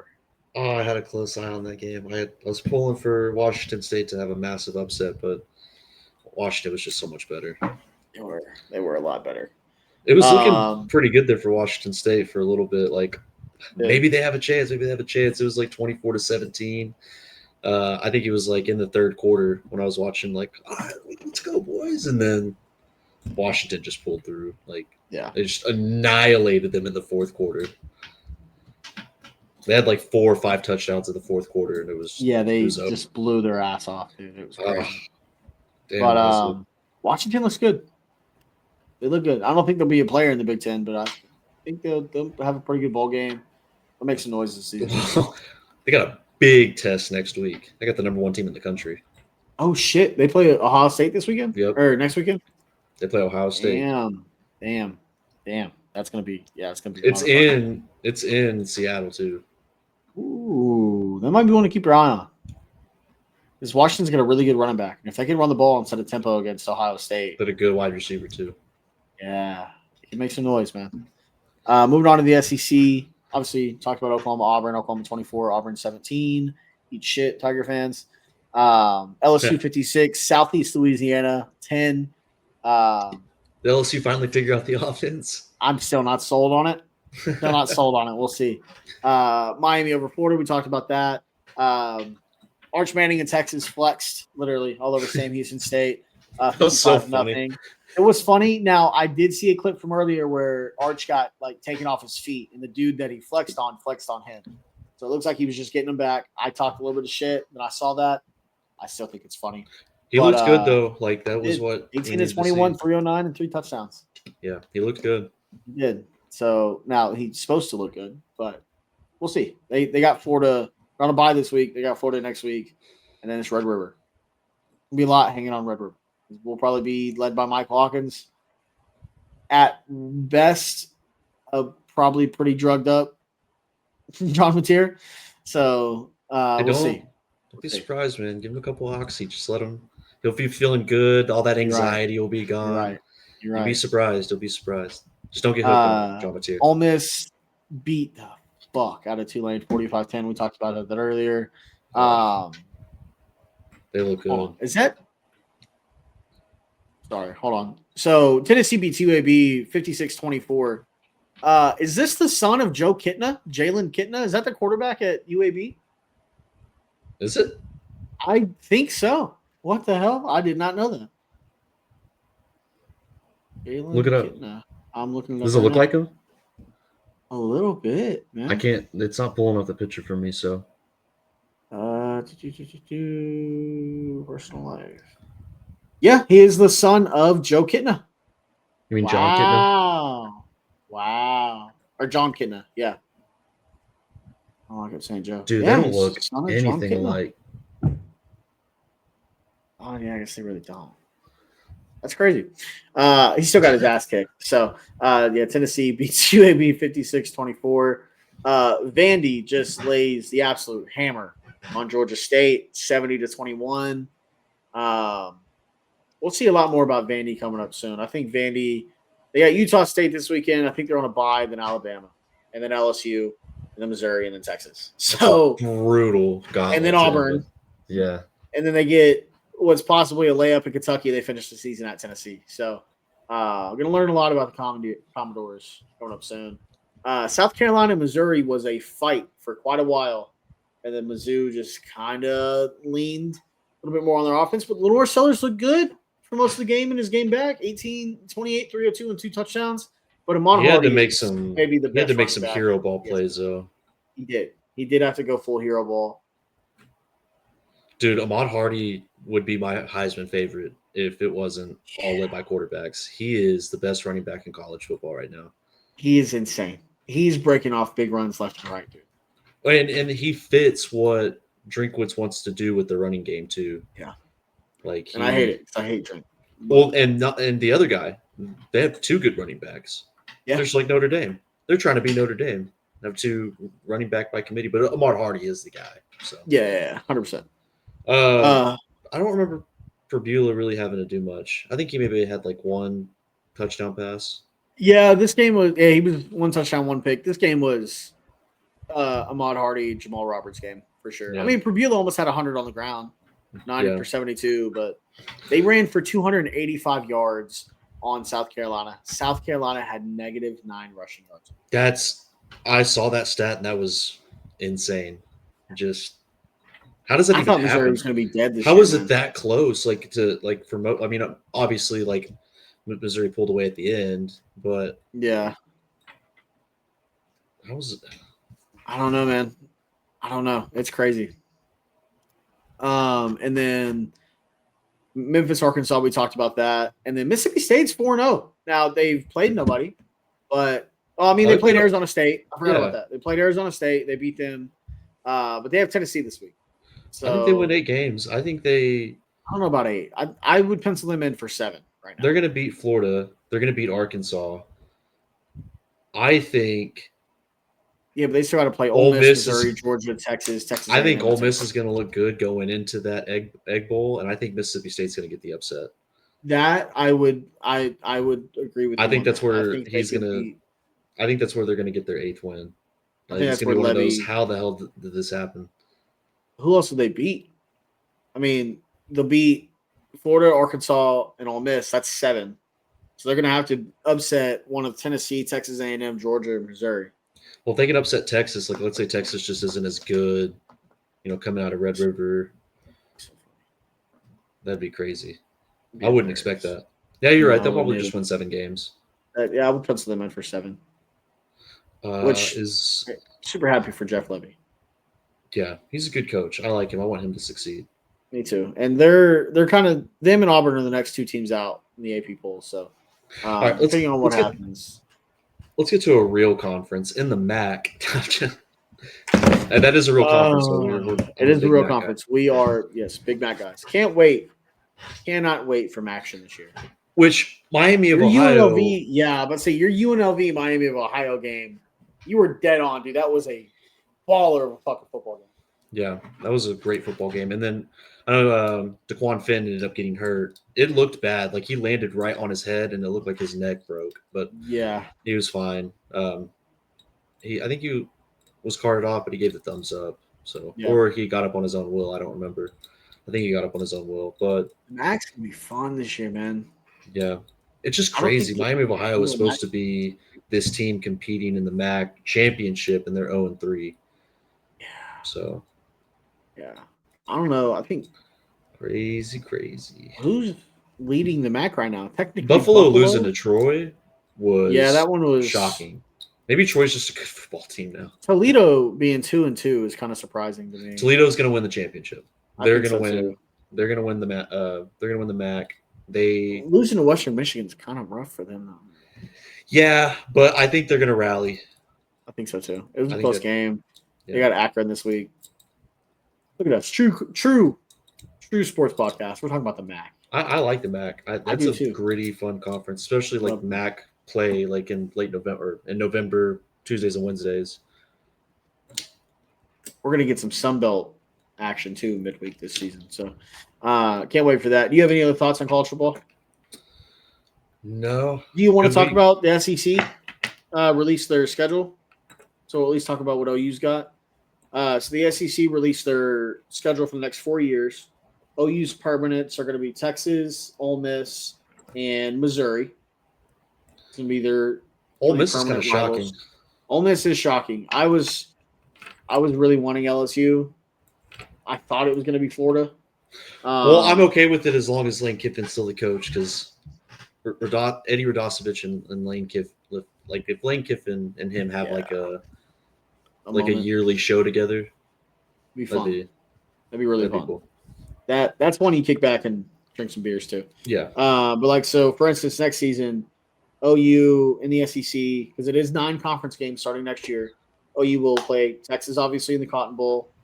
Have Ole Miss at home, so we'll get back-to-back seasons of Ole Miss at home. We'll also get Kentucky, South Carolina, and Texas A&M. Those are going to be our home games. Texas obviously neutral field, and then our away games next season will be Mizzou, Florida, Georgia, and Mississippi State. Georgia. Damn. Yeah. So it's gonna be fun though. I'm pretty excited. Big game after big game.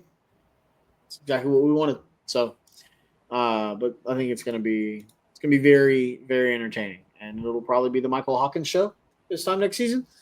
Fully. So we'll see. We'll see. Maybe the Bo Bentley show, but I don't. Yeah, I was gonna say, is Bo Bentley like in a couple years? Is he the real deal? It looks good on We'll tape. see. We'll see.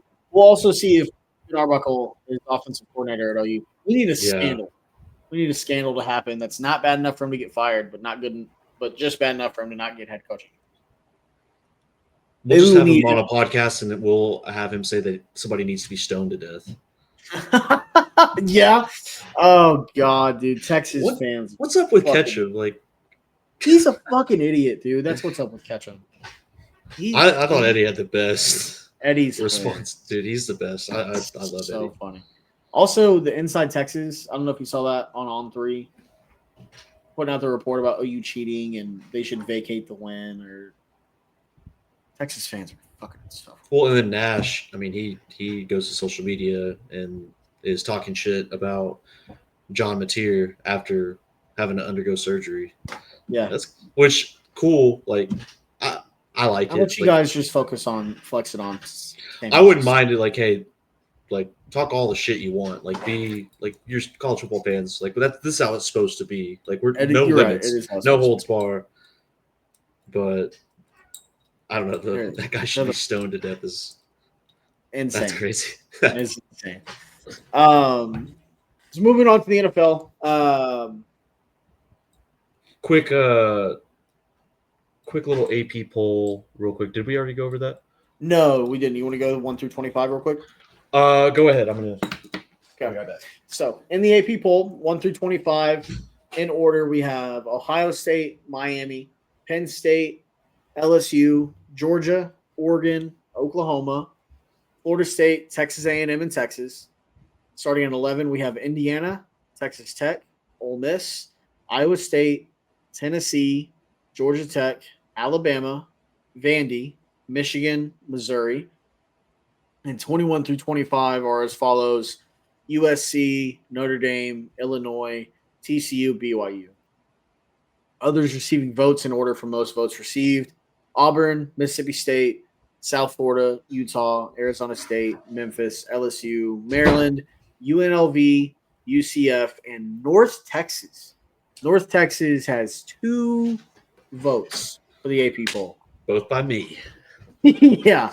Yeah. That's going to be a wild day, depending on where we are in life, if one of us ever gets an AP poll vote. I have a question. What's up? Do you think Indiana is too low? I'd put them ahead of Texas for the simple fact that they're undefeated and have better wins than Texas.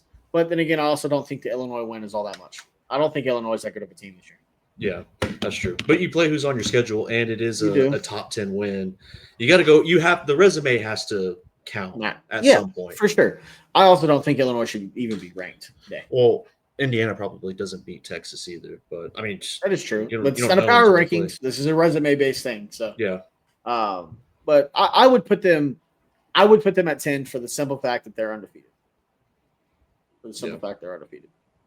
What about A&M? I mean, the Notre Dame win doesn't look terrible, but their defense is. I don't know if I'd have A&M. I wouldn't have A&M at 9. I'd probably have them at like 13. They'll be able to prove it. Like, for sure. I don't trust Texas A&M. I think Oklahoma. I think we should be kind of right where we're at. Like, I'm gonna say I like this fringe, like 7 or number 5, just because the win against Michigan's looking good. We're the only team in the country with 2. We're us in South Florida, the only 2 teams in the country with 2 ranked wins. Who was the other one other than Florida for South Florida? Boise State was number 25. Yeah, you're right. So, OU also, fun stat, has as many ranked wins as the entirety of the Big Ten. Big Ten's 2-8 against ranked teams. Really? Dude, I saw the stat where Nebraska, like, they're 0-28 against ranked opponents. Yeah, their last 20. Yeah, it's 28 or 29. Their last nearly 30 games against ranked opponents. That's just the Scott Frost, Matt Rule era, right? Or is it go before that? I think it bleeds right before that. I think it's right as the downfall starts. Right as Scott Frost is coming in? Yeah, I think so. That's insane. Very. Texas Tech at 12. I like that. Yeah. I would be very interested to see. I think the most fun bowl game we could get all year would be Texas Tech, Indiana. Yeah. That would be so much fun. I think Vandy's low. I mean, I think they are too. They have completely destroyed. I know, like, Georgia State's not an impressive win, but they destroyed them. They destroyed Virginia Tech, which isn't good either, but, like, they beat the dog shit. They destroyed South Carolina. Yeah. Like, I think they should be fringe top 10. At least I think Georgia Tech should be a little bit higher. Oh, Georgia Tech should be higher for sure. Well, maybe they're looking at the Clemson win and they're like, well, yeah, we're gonna keep them. We're only going to move them 2 spots Iowa State right now. I think they'll figure it out. I trust Rocco Beck and Matt Campbell. I do too, but I mean they're undefeated, so they are undefeated. And I mean, I just don't. They were on a bye this week, I believe, but are they on a bye this coming week? No, this past week they were. No, they're. Oh yeah, I mean, I keep forgetting they played in Dublin. Yeah, they have Arizona this week. Undefeated Arizona, by the way. Arizona's 3-0, but I mean, yeah, they beat K-State, South Dakota, Iowa, and Arkansas State. So I'm surprised Illinois is still ranked. Like, that's what I'm saying, man. If it was like 35-24, maybe you drop them, but I think that you got to look at it like that was such a shit kicking. You're not even going to receive a vote. You got to earn your respect to even be talked about again. Gladiator, like Roman Coliseum, like you need to earn your respect again. I don't even think they should have been ranked that high to begin with. I don't think they were ever a top 10 team. Oh, we talked about that.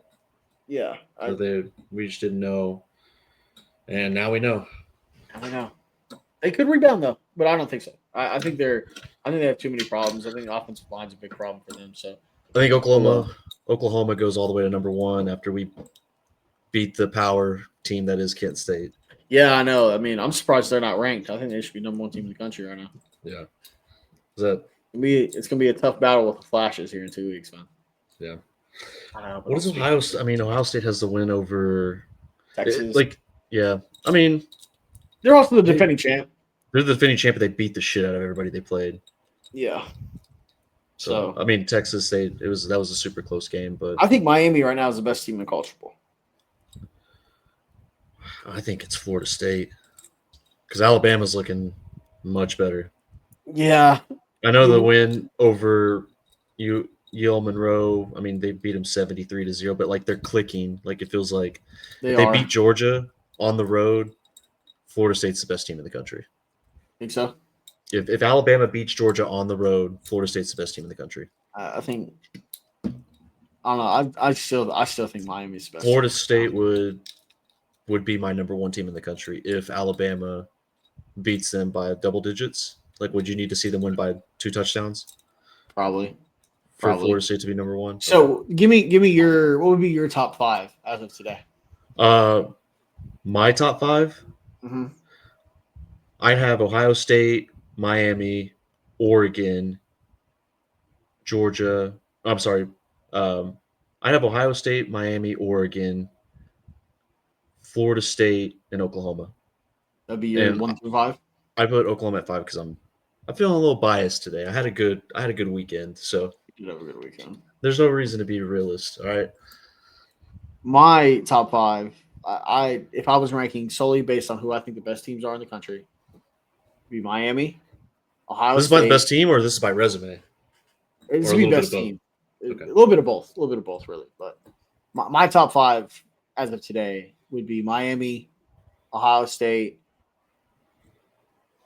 Oregon, LSU, and then probably Florida State.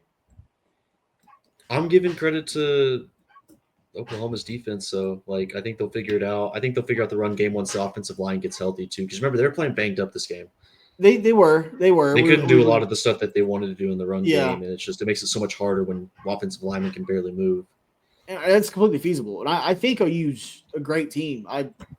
Obviously, but I just think we need to see what it looks like without Mateer, though. Is that not even that? I'd love to see us at full strength, complete full strength. I don't know if we're ever going to get that at this rate, but I am always hesitant to put OU up too high. They're better when they're doubted, except for last year. They were doubted properly last year. Yeah, but the haters said we couldn't do it, and the haters were right. Yeah. But I honestly no bias at all. I think I understand with Oklahoma, they could beat anybody, they could also lose to anybody, at this rate. Exactly. If we lined up tomorrow with a fully healthy team, both teams fully healthy, John Mateer, offensive line, everybody fully healthy. If we lined up against I'd say we don't beat Ohio State. I'd say I think we could beat anybody. I think we seriously could. Ohio State would be an absolute dogfight. I think they'd all be dogfights. I mean, Ohio State, Miami. I think we beat Penn State, honestly. We'll see what Penn State – I need to see with Penn State. Oregon, I think, is a tougher game. I think Oregon's a tougher team than Penn State. Yeah. Oh, yeah. But we'll see. I don't like Drew Aller. I've been very anti-Drew Aller. Drew Aller falls in the same category to me as Carson Beck and I think Carson Beck may be a little bit better. But if you lined up all the draft eligible quarterbacks, 6'5", 240 pounds, rocket arm, he's basically made in the lab. It's like Josh Allen. He's made like Josh Allen, but I was talking about this yesterday. Drew Aller, if this was 2000 to 2014, no matter what Drew Aller did, he could throw 24 interceptions this year, not a single touchdown. He would be the number 1 pick in the NFL draft because of measurables. And it's changed now. But he was the prototypical NFL quarterback for so long. I don't think he necessarily is anymore, but you're right. He's got outside. I don't think he's as athletic as Josh Allen is, but he's got the tools Josh Allen has and the build and the body that Josh Allen has. Can't read a fucking defense. But yeah, Drew Aller and Cade Klubnik are the same to me. They're the same quarterback. Can't live up to expectations. They crumble in the big moments. Like that, I see them very similar. So yeah. Also, I Texas A&M. I still don't trust Marcel Reed. I think that defense is great, but I don't trust Marcel Reed. Dude, that complete opposite. That defense looks like trash right now, and their offense looks really fucking good. I don't know. I don't trust. I understand though. Reed. Like you need to see. Yeah. You think I like need at to see some point it's going to fall out? I think it's going to crumble. I think Texas A&M is going to crumble at some point this year. It's surprising that their defensive line isn't as good as it should be. Like DJ Hicks. Yeah, I know they're having to replace. They're having to replace Shamar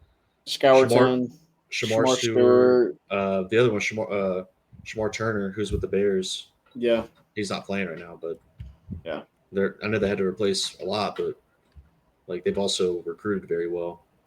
Yeah, I know it's weird, but I trust the inverse to happen. I trust their defense to get a lot better this year, and I trust their offense to crumble at some point. Yeah, they got a tough coming up. You want to go to the NFL? Let's do it. I'm gonna go ahead and get it out the way. So we talked about Thursday night game. Obviously, we were recording last. Bills end up winning that one, 31-24.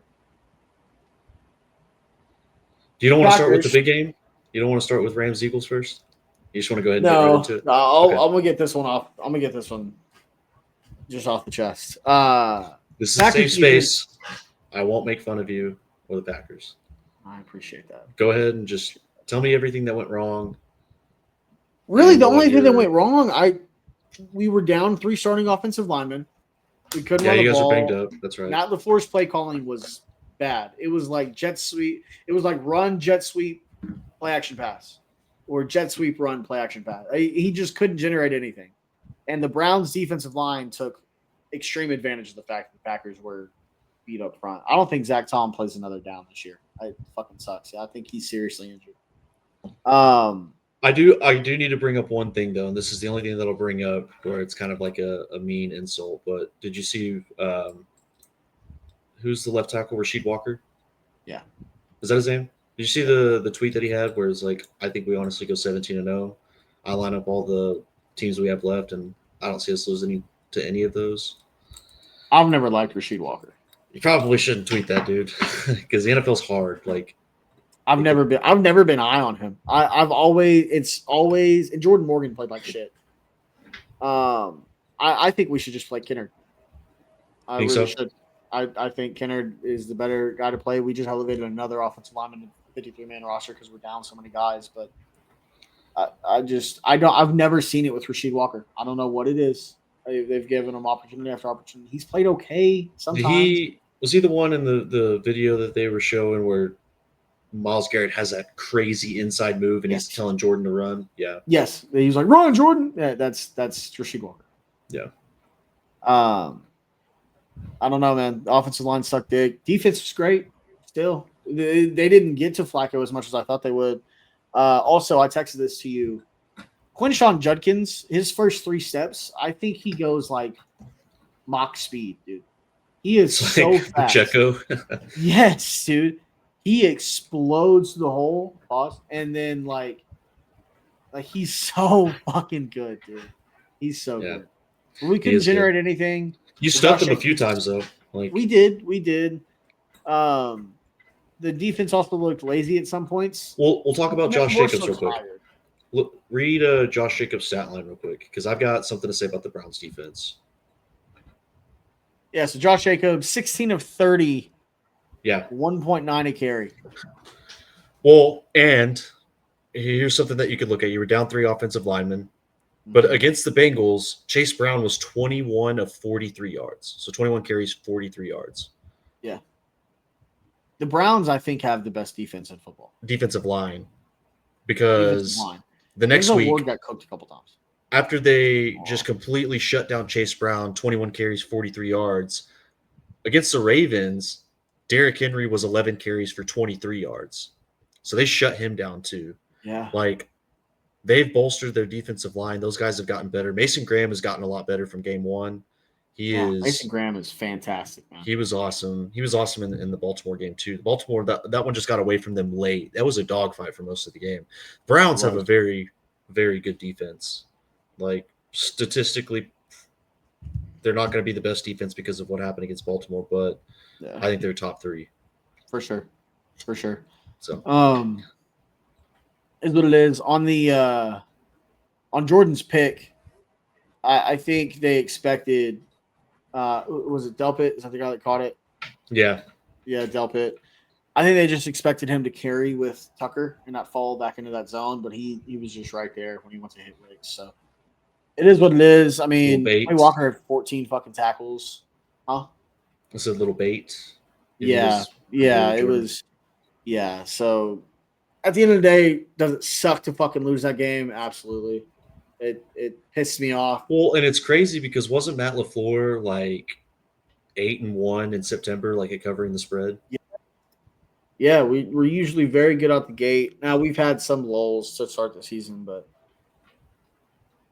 is what it is. 8-2 now. It's crazy. We got Dallas and Sunday Night Football this weekend, so big bounce back. That defense is terrible. Yeah, I know. So yeah, we'll get into that. But look, man, like I said, it is what it is. It sucks to lose.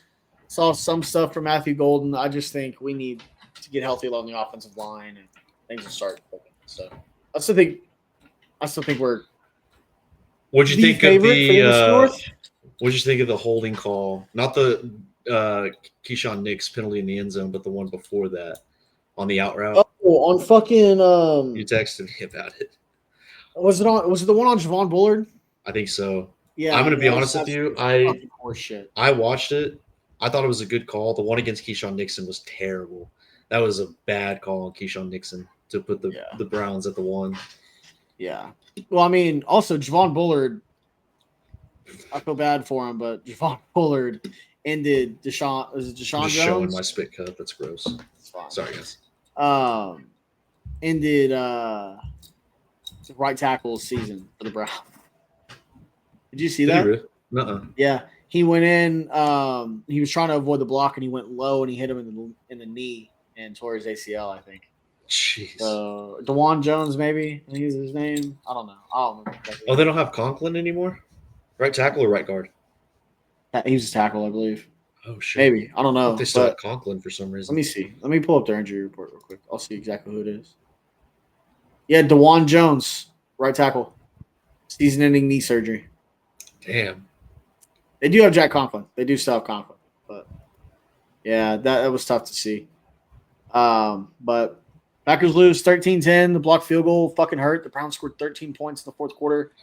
Big bounce back for Browns kicker because didn't he miss one like the week before? And then for him to drill a 55-yarder was I didn't think it was going to go in. And when it did, it was like. Yeah. Maybe the loudest. No, Jackson Arnold's fumble against Missouri. I sat in silence for about 15 minutes, and then I went to the back of the house. And pulled out the shotgun. Thought about almost did, yeah. I dropped a pretty big F-bomb. That was probably the loudest, but top 3 F-bombs when Shelby Harris blocked that field goal. FAG. I'm just kidding. Yes. Yeah. That's what I looked myself in the mirror and called myself that for thinking the Packers were worth of shit. So, no, but. You'll be fine. Yeah, we'll be fine. I still think we win the North. So, but I don't know. We'll get into the Lions. They look pretty fucking good. We'll kind of breeze through these real quick. Colts 41, Titans 20. Just the Colts finally punted. I think it's the biggest story from this game. I saw a stat where I think it was the Colts for the first time, like ever. I think through the first 3 games they've scored 108 points or 100 and something points. That's the most, and that's the most they've had through 3 games in their franchise. Mm-hmm. Look up that stat for me. I'm pretty sure I saw that, but they've had Peyton Manning at quarterback, and they've had Andrew Luck at quarterback. The fact that Daniel Jones did it is crazy. Or you know what? I We don't can know if just I can find that exact stat. we can just add it up. So 41. You have your calculator? I have my Jewish brain. Okay. No, I'm just kidding. 41. Well, okay. Think of this as pennies, real quick. Okay, So, I got you. all right, 41, Uh-huh. 29, and 33. 103. 103. Mm-hmm.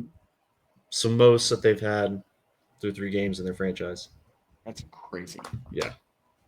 I turned this game off after it was 17-3. They just had complete control. There was a The pick six honestly ended it for me. I was like, oh, fuck. I'm glad Jonathan Taylor's having the season that he's having because I've always He might looked lead at the league in him. rushing. Well, I had him up there with Saquon Barkley. I was like, he is just as good as Barkley and Derrick Henry, and I'm glad he's having the season that he's having because he is that good. He's very fucking good. And for the Titans, it's surprising that their offensive line isn't as good. I mean, they've done everything they could to bolster up the trenches for their franchise quarterback, and still a work in progress. They got J.C. Latham from Alabama a year ago or a couple years ago, and then went into free agency. Or I'm pretty sure they've mainly drafted, but their starting offensive line is J.C. Latham, Kevin Zeitler, Lloyd Cushenberry, Peter Skronsky, yeah, from Northwestern, yeah, and then Dan Moore Jr. Is he playing right tackle? Skronsky, he's listed at left guard. Okay, yeah, I was gonna say he's more of a guard. I remember when they were talking about him coming out of the draft. It's like guard. He's like 6'3". Like he's not. They have Chigakonkwo. Eli Aomaner looks fantastic. They have Chigakonkwo, but I really want, and as I know he's a Texas guy, but I think Gunnar Helm's going to be a stud, dude. He's good. He was good at Texas. I think he's going to be good for the Titans, but they got to figure it out. I still think the Titans have so much. Cam Ward didn't look good. He didn't look good this game, though. But I think Cam Ward's going to be a dude, man. I really do. This stuff on this game, though. Yeah. Vikings Bengals. I think as first of all, shout out Isaiah Rodgers. Yeah, fucking. He won me my fantasy game against my dad. Yeah. Really? Yeah, I had 32 points from the Vikings defense. Ooh. I won by 28. Yeah, insane. So we went back and we corrected your Indiana Illinois pick. What you actually meant to say last Thursday. So I meant to say on my dick pics over for Vikings Bengals. That's what I meant. I meant over. So. Well, let's go ahead and all right, let's clip it. Ready? Yeah. What do you have as your dick pic? So the main one I'm gonna go with. I feel real confident about this, even with 2 backup quarterbacks. I think the Vikings defense is gonna kill. I'm gonna go ahead and take the over Vikings Bengals. Clip it. Okay, we're good. All right, there we go. All right, we're back.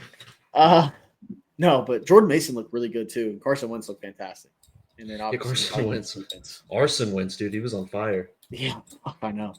And apparently the Bengals played football with a wet noodle. Well, I'm happy for Carson Wentz. I need to see it against the Steelers. Oh, for sure. So. The ultimate, like, does Kevin O'Connell really want to prove that he can fix any quarterback? Like, the old saying, like, hey, listen, you have a cup of coffee with Kevin O'Connell or Sean McVay, he'll fix you into the best quarterback. Mm-hmm. You know who else that they signed in free agency? Who's that? Desmond Ridder. That would be. Let's see it. Let's see it. The Minnesota kid, the kid from Minnesota, Brosman. Yeah, he came in. He looked good. I mean, his receivers dropped passes, but he had a couple throws where. Oh, Brosmer. Yeah. He had a couple of throws in that game where it was like, I think he could play in the NFL. Yeah. Like his receivers dropped passes, but he put them right where they needed to be for them to catch it. So I don't know. I like Brosmer. He kind of looks like Alex Moran from Blue Mountain State. He does. Moving on. Steelers 21, Pats 14. The Patriots fumbled, I think, every third play. I mean, they just got their shit kicked in, man. And they would have won the game had they not turned the ball over 5 times. Yeah. You win the game if Drake May doesn't take an absolute shot, get concussed, and then right after that throw an interception in the red Yeah. zone. Oh god, that was bad. That was so bad. But hey, happy for A-Rod. A-Rod's 2 goal line turnovers. Ramondre Stevenson, the punch out, and then Drake May's interception. I still don't think the Steelers are a good team. No, they're not. They're not. I don't know what they're doing. I don't know what their plan is on offense. Like, they need to hire somebody that's creative, but Tomlin always goes with the old coach. He's got a system about him. Yeah, it'll never make sense to me. They signed DK too in the offseason. Like, Hunter Henry had a huge. Yeah, the DK thing was good. I mean, Aaron and DK look good together, but Aaron also keeps trying to chuck it up to Darnell Washington. Well, he's like 6'8". Yeah, I know, but I mean, he's a glorified right tackle. That's fun. Yeah, but he moves like a right fucking tackle. So. Yeah, dude, he's slow. Maybe they should put him at offensive line. See, like, just I develop think they him. could run some really nice, like, almost like tackle over type plays with him. Like, treat him like an extra offensive lineman. Oklahoma did that. They were kicking I Jared. like that. Yeah, they were putting Jared in to book in the line, and they were moving over Simmons, and then they need to keep bringing Foje in and just having him play, essentially an extra tackle playing tight end. That's how we're going to get our run game going. Once they get healthy, I don't hate that option. I thought that was sick when they brought Foje out and they did the tackle over. It was. So at this point, Kannick's like the only guy that can catch the ball in the tight end room, and Kannick looks great running routes, catching the ball. He's fantastic. If you want, Carson Kent and Will Huggins, they're not going to be the greatest blockers. You might as well have Foje out there. If you want to go 12 personnel and have 2 tight ends, you might as well have Ryan Foje out there. Yeah. Let's get back to the game. Yeah. So we'll get lost on a fucking tangent. Do you want to get to your absolute pain of the week with the Eagles-Rams? Oh, dude. Listen, tale of two halves, right? Rams look hot. They just, they figured out something in the second half of the Titans game. Offense is clicking. Eagles look like they've never played a snap of football in their life. It looks like a elementary Pee-wee football team. And then second half, they couldn't run the ball, and they decided, well, we're just going to open up the offense and let Jalen Hurts pass the rock, and they were awesome in the second half. Credit to the Eagles. Find a way to come back to win that game. No, they looked. You want to know a crazy stat line? What's up? So in week 12 of the Rams-Eagles game last year, A.J. Brown had 6 receptions, 109 yards, and 1 touchdown. Can you guess what his stat line was in this game? Look it up. In Saquon, you said? No, A.J. Brown. A.J. Brown. He had 6 receptions, 109 yards, and 1 touchdown in week 12 last year against the Rams. Uh-huh. What did he do this year? I'll let you look it up. Sorry, I got zoned out. I got a text message. No shit. That's crazy. Yeah. That's insane. And Devontae Smith looked good too. A.J. Brown, every time I feel like I looked up or switched over to that game, he was making a play. He would just have where he'd break a tackle and just almost took it to the end zone. But yeah, Jordan Davis, he got up to 18 miles an hour too on that block. I saw that. Imagine that that's got to be like.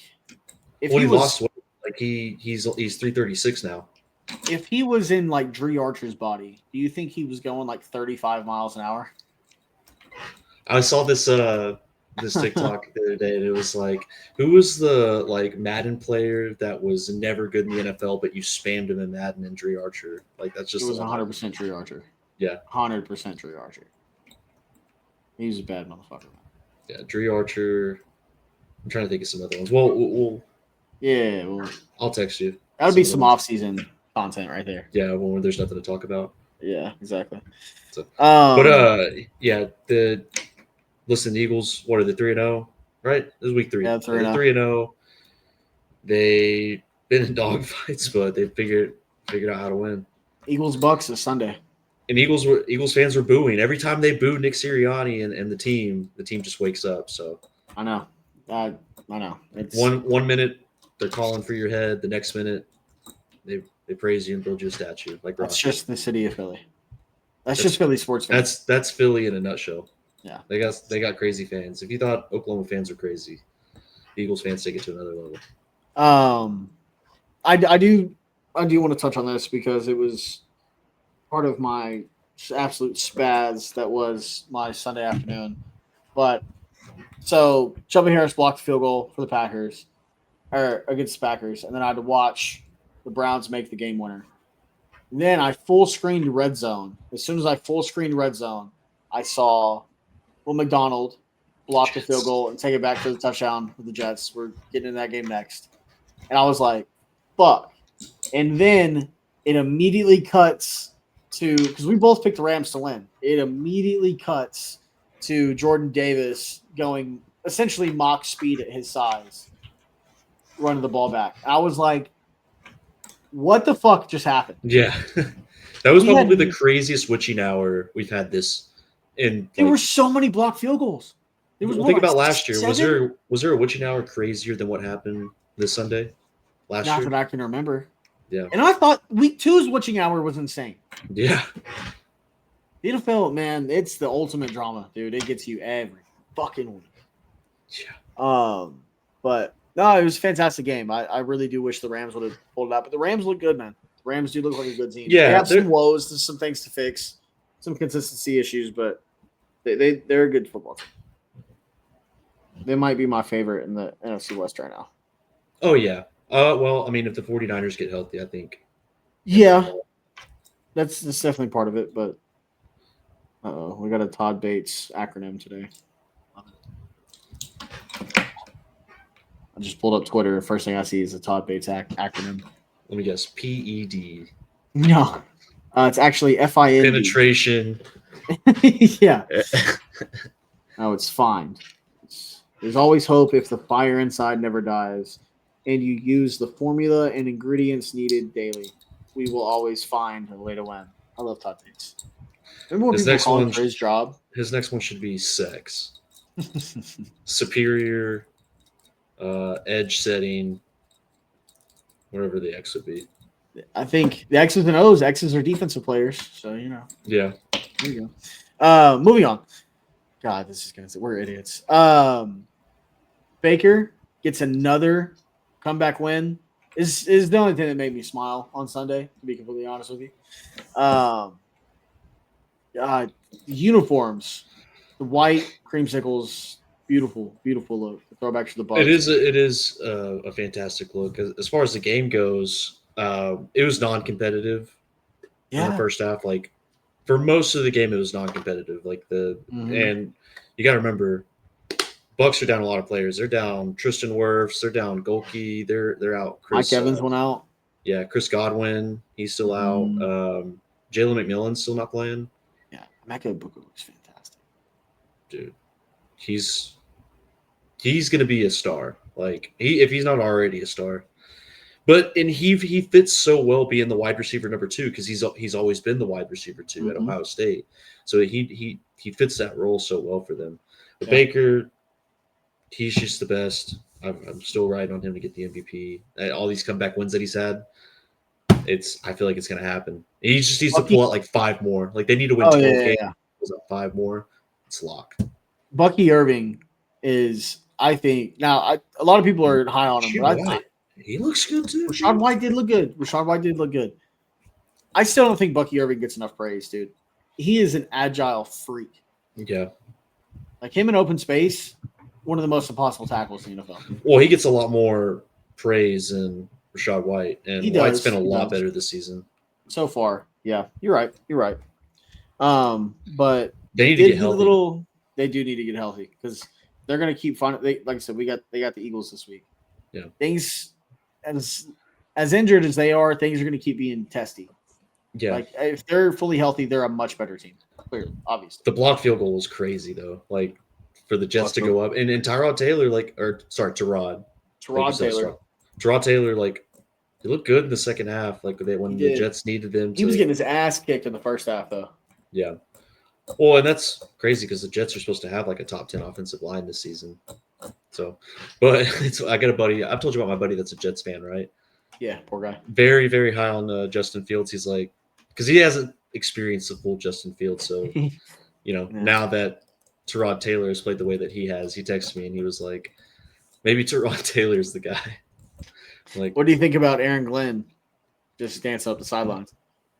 I like it. I mean, hey, listen, the Jets are in a full rebuild right now. Jets fans are probably calling for his head until they made that game competitive. Like, did you see someone put it over Earth, Wind, and Fire? Yeah, I saw that. Did you see? So Baker had a chip on his shoulder for this game because apparently Steve Wilkes was the defensive coordinator for the Jets, and he was the one that cut Baker in Carolina. Yeah. So, and then apparently it was also a revenge game for Hassan Reddick. Yeah.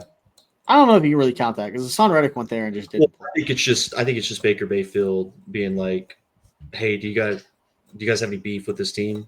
Give me a reason to be motivated." Yeah. Every week Baker's like, "Who do we fucking hate?" Yeah. He's like, "You got beef with this team? All right, great." The cashier 3 years ago did give your wife as many fries as she wanted. Yeah, we'll fucking kill him. I got you. He's got one of those boxes like you put like it's like a box, like a suggestion box. And it's why you hate this fucking team box. Yeah. So he just has all of his teammates put it in there. I'm almost convinced the Bucs are doing this on purpose just so Baker can keep ripping people's hearts out. Dude, it's awesome to see the revelation of Baker Mayfield. And like we throw this term around pretty loosely because not everybody is this term, but he is a dog. Oh, 100%. Like there are not very many people like in football that I can just look at and go, that's a dog. Him, John Mateer. That's about it. And if you want to put Josh Allen in there, you can, but he's just so much better than everybody else. Like, yeah, you know what I mean? True. That's true. No, Cam Scatterboo. Yeah, well, I'm thinking like quarterbacks, maybe. Oh, okay. Yeah, the quarterbacks that are dogs. Yeah, definitely not Russell Wilson. We'll talk about that later. Yeah, but no, it was a fun game. Like I said, it made me smile after the Packers made me cry, like they always do. If I tell you Trey Tucker went 145 for 3 touchdowns, how competitive do you think the Raiders would have made this game? I'd say they probably would have only lost by 6. Yeah, well, they lost by fucking 17. And Trey Tucker had 40 fantasy points sitting as a free agent in every single league. 2 special teams. So one of them was taken back, right, for the Commanders? I believe so. Yeah. Well, wasn't it a penalty on the kicking team or the punting team? And so he didn't return it or something like that? Like he stopped because he saw the flag? I think so. I think that's I don't remember. I spent most of the time watching the Packers game. So. Yeah. Their rookie running back, he just goes by Bill. I don't know what his name is. Oh, fuck. Ja'Cory Krosky Merritt. Yeah. He was out last season. Yeah. So last season when he was in college football, he missed the entire season, so he didn't get to play. Commander still took a chance on him, and they got it right. He looks really fucking good. Also, that touchdown run Jeremy Nichols had. Yeah. Insane. Now some people are starting to wonder. And hey, not me. This wasn't me. Okay. Just throw it out there. I'm not the one that's throwing around QB controversy.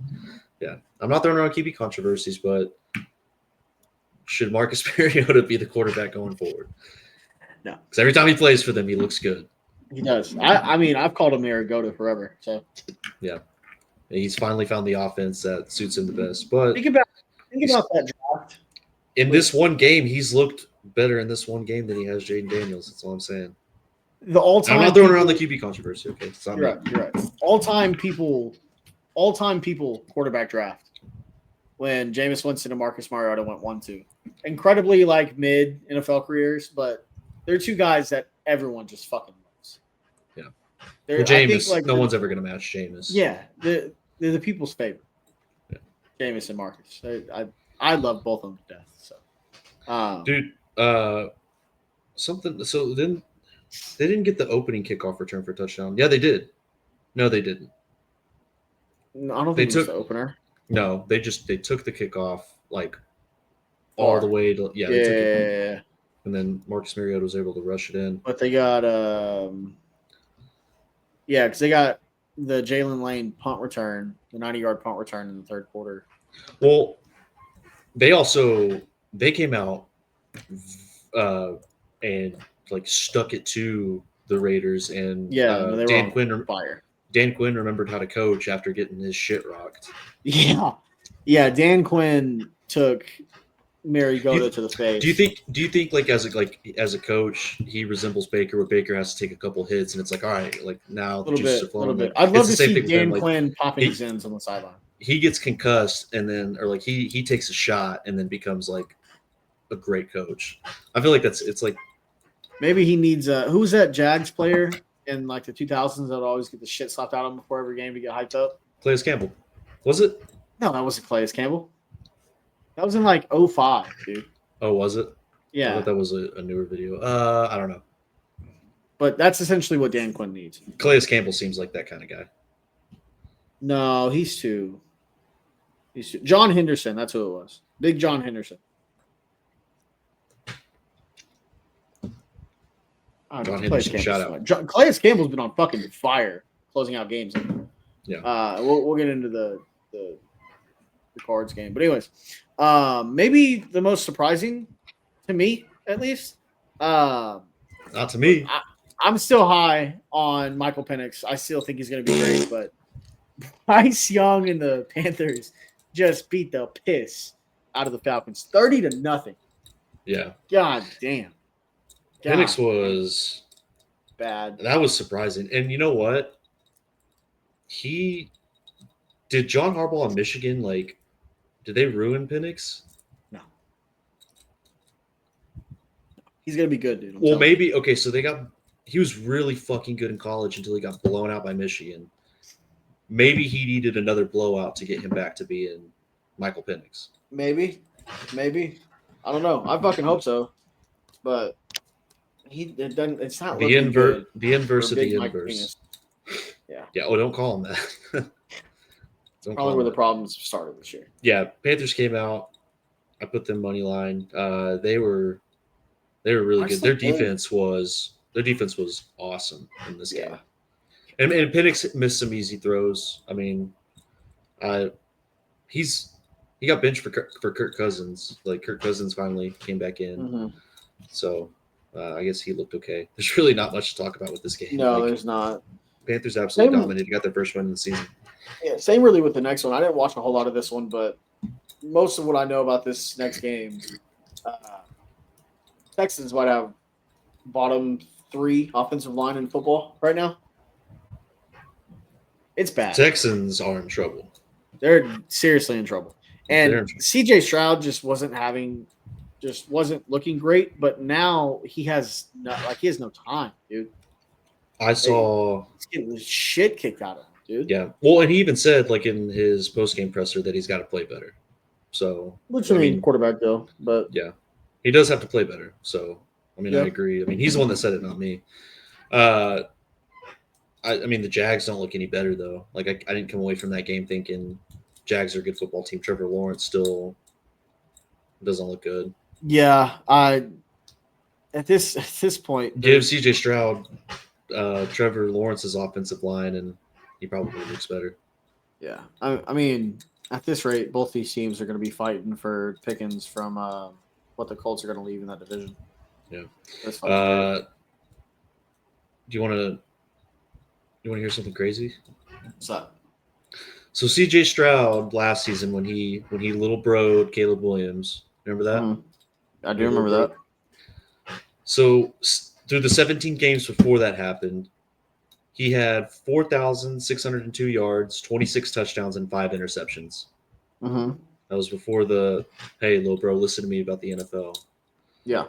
18 games since he little broed Caleb Williams, 3,832 yards. Not bad. 19 touchdowns, 15 interceptions. Jesus fucking Christ. So, sorry, little bro. Maybe don't little bro my quarterback. Anyways. we'll skip this one real quick because I definitely want to talk about this one, give it a little bit more time, but I want to hit this game.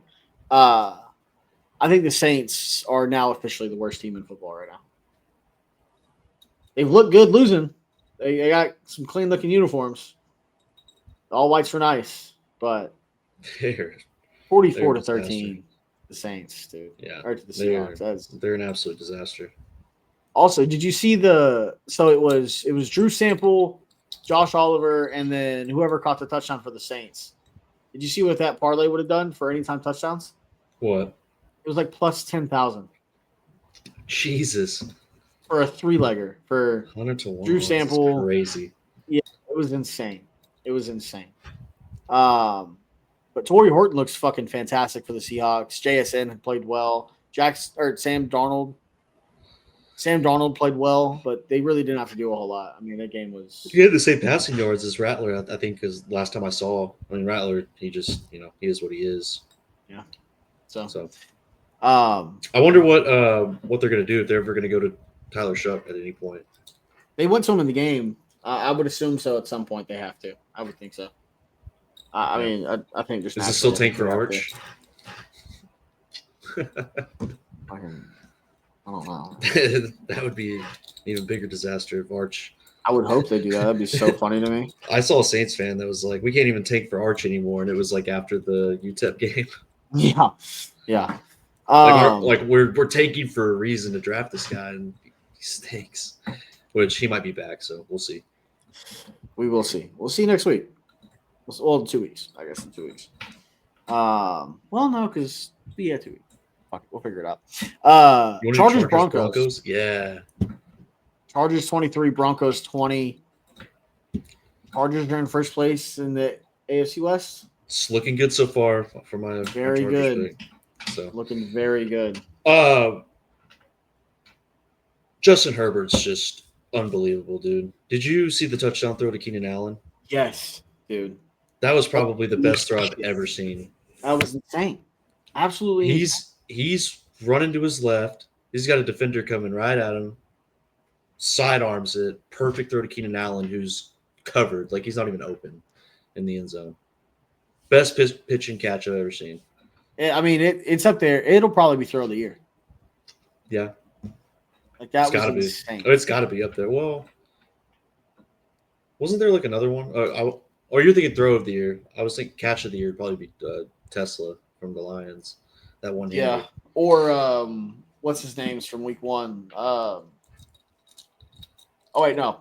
I'm so fucking stupid. That was college. I'm thinking of was it Cornell Tate's touchdown against Texas? Oh yeah.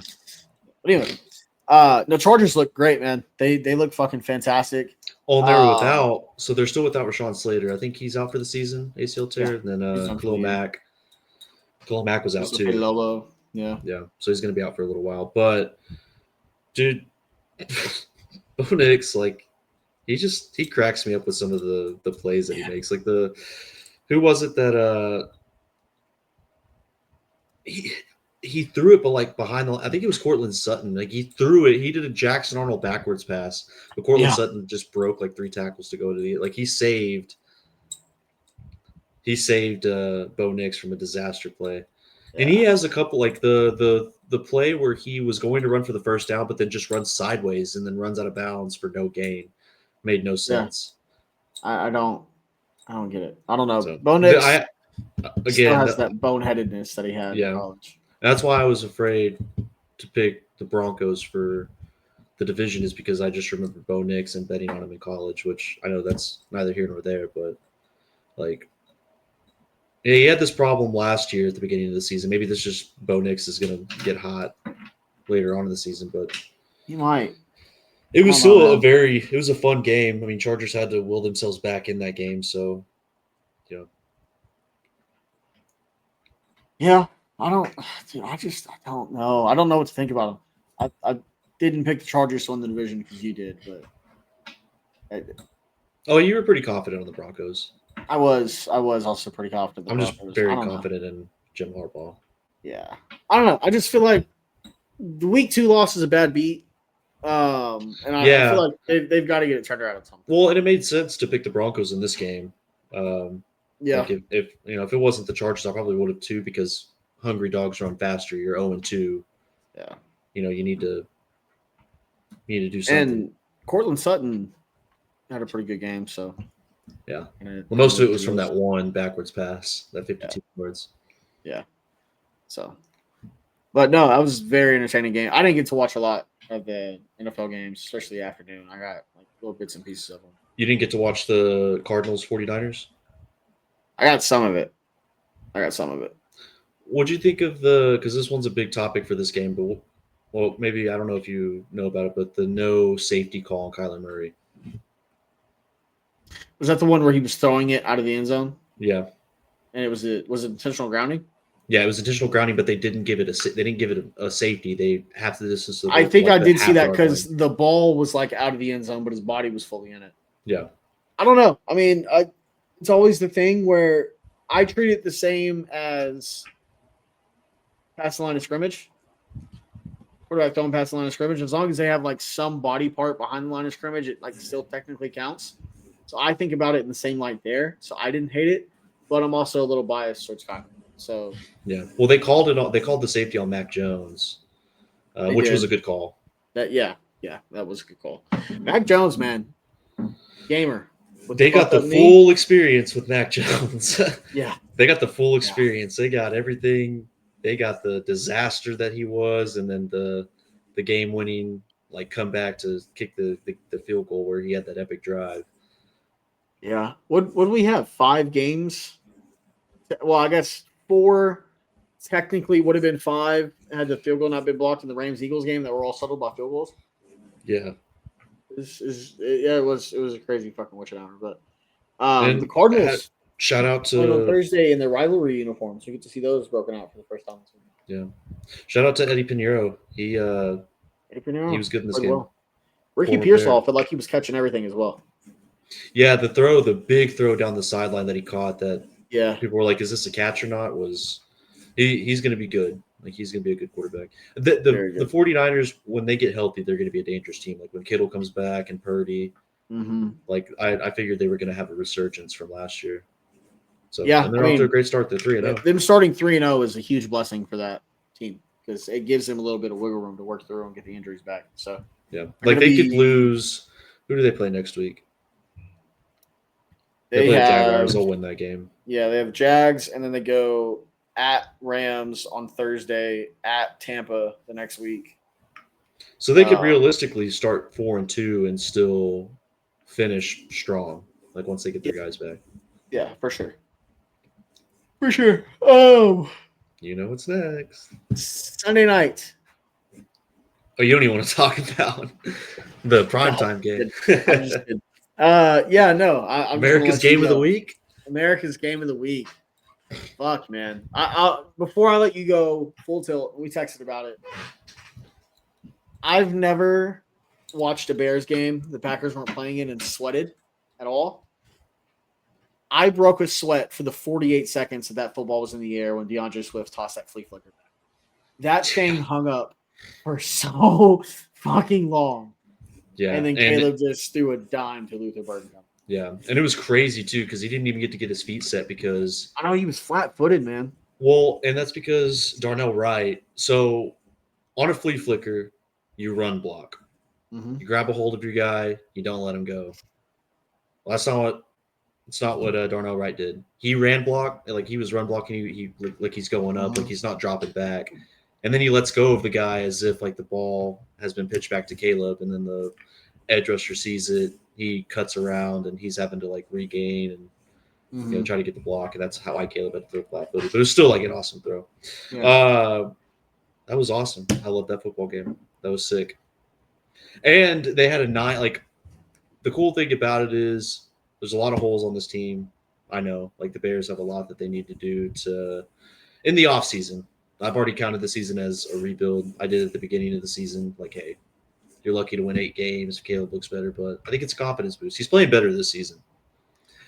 He's playing a lot better this season than he was. It was only a matter of time, and it's still obviously working through kinks, but yeah, he had some Caleb Williams thing is going to start to. I think it's going to start to click. I'm not out on Caleb. He needs to be more accurate on some of his throws. For sure. Like, I don't know why all the like hard throws are easy for him and all the easy throws are hard for him. It's weird. It's probably the only quarterback that's like that. So, and people are, well, he can't play from the pocket.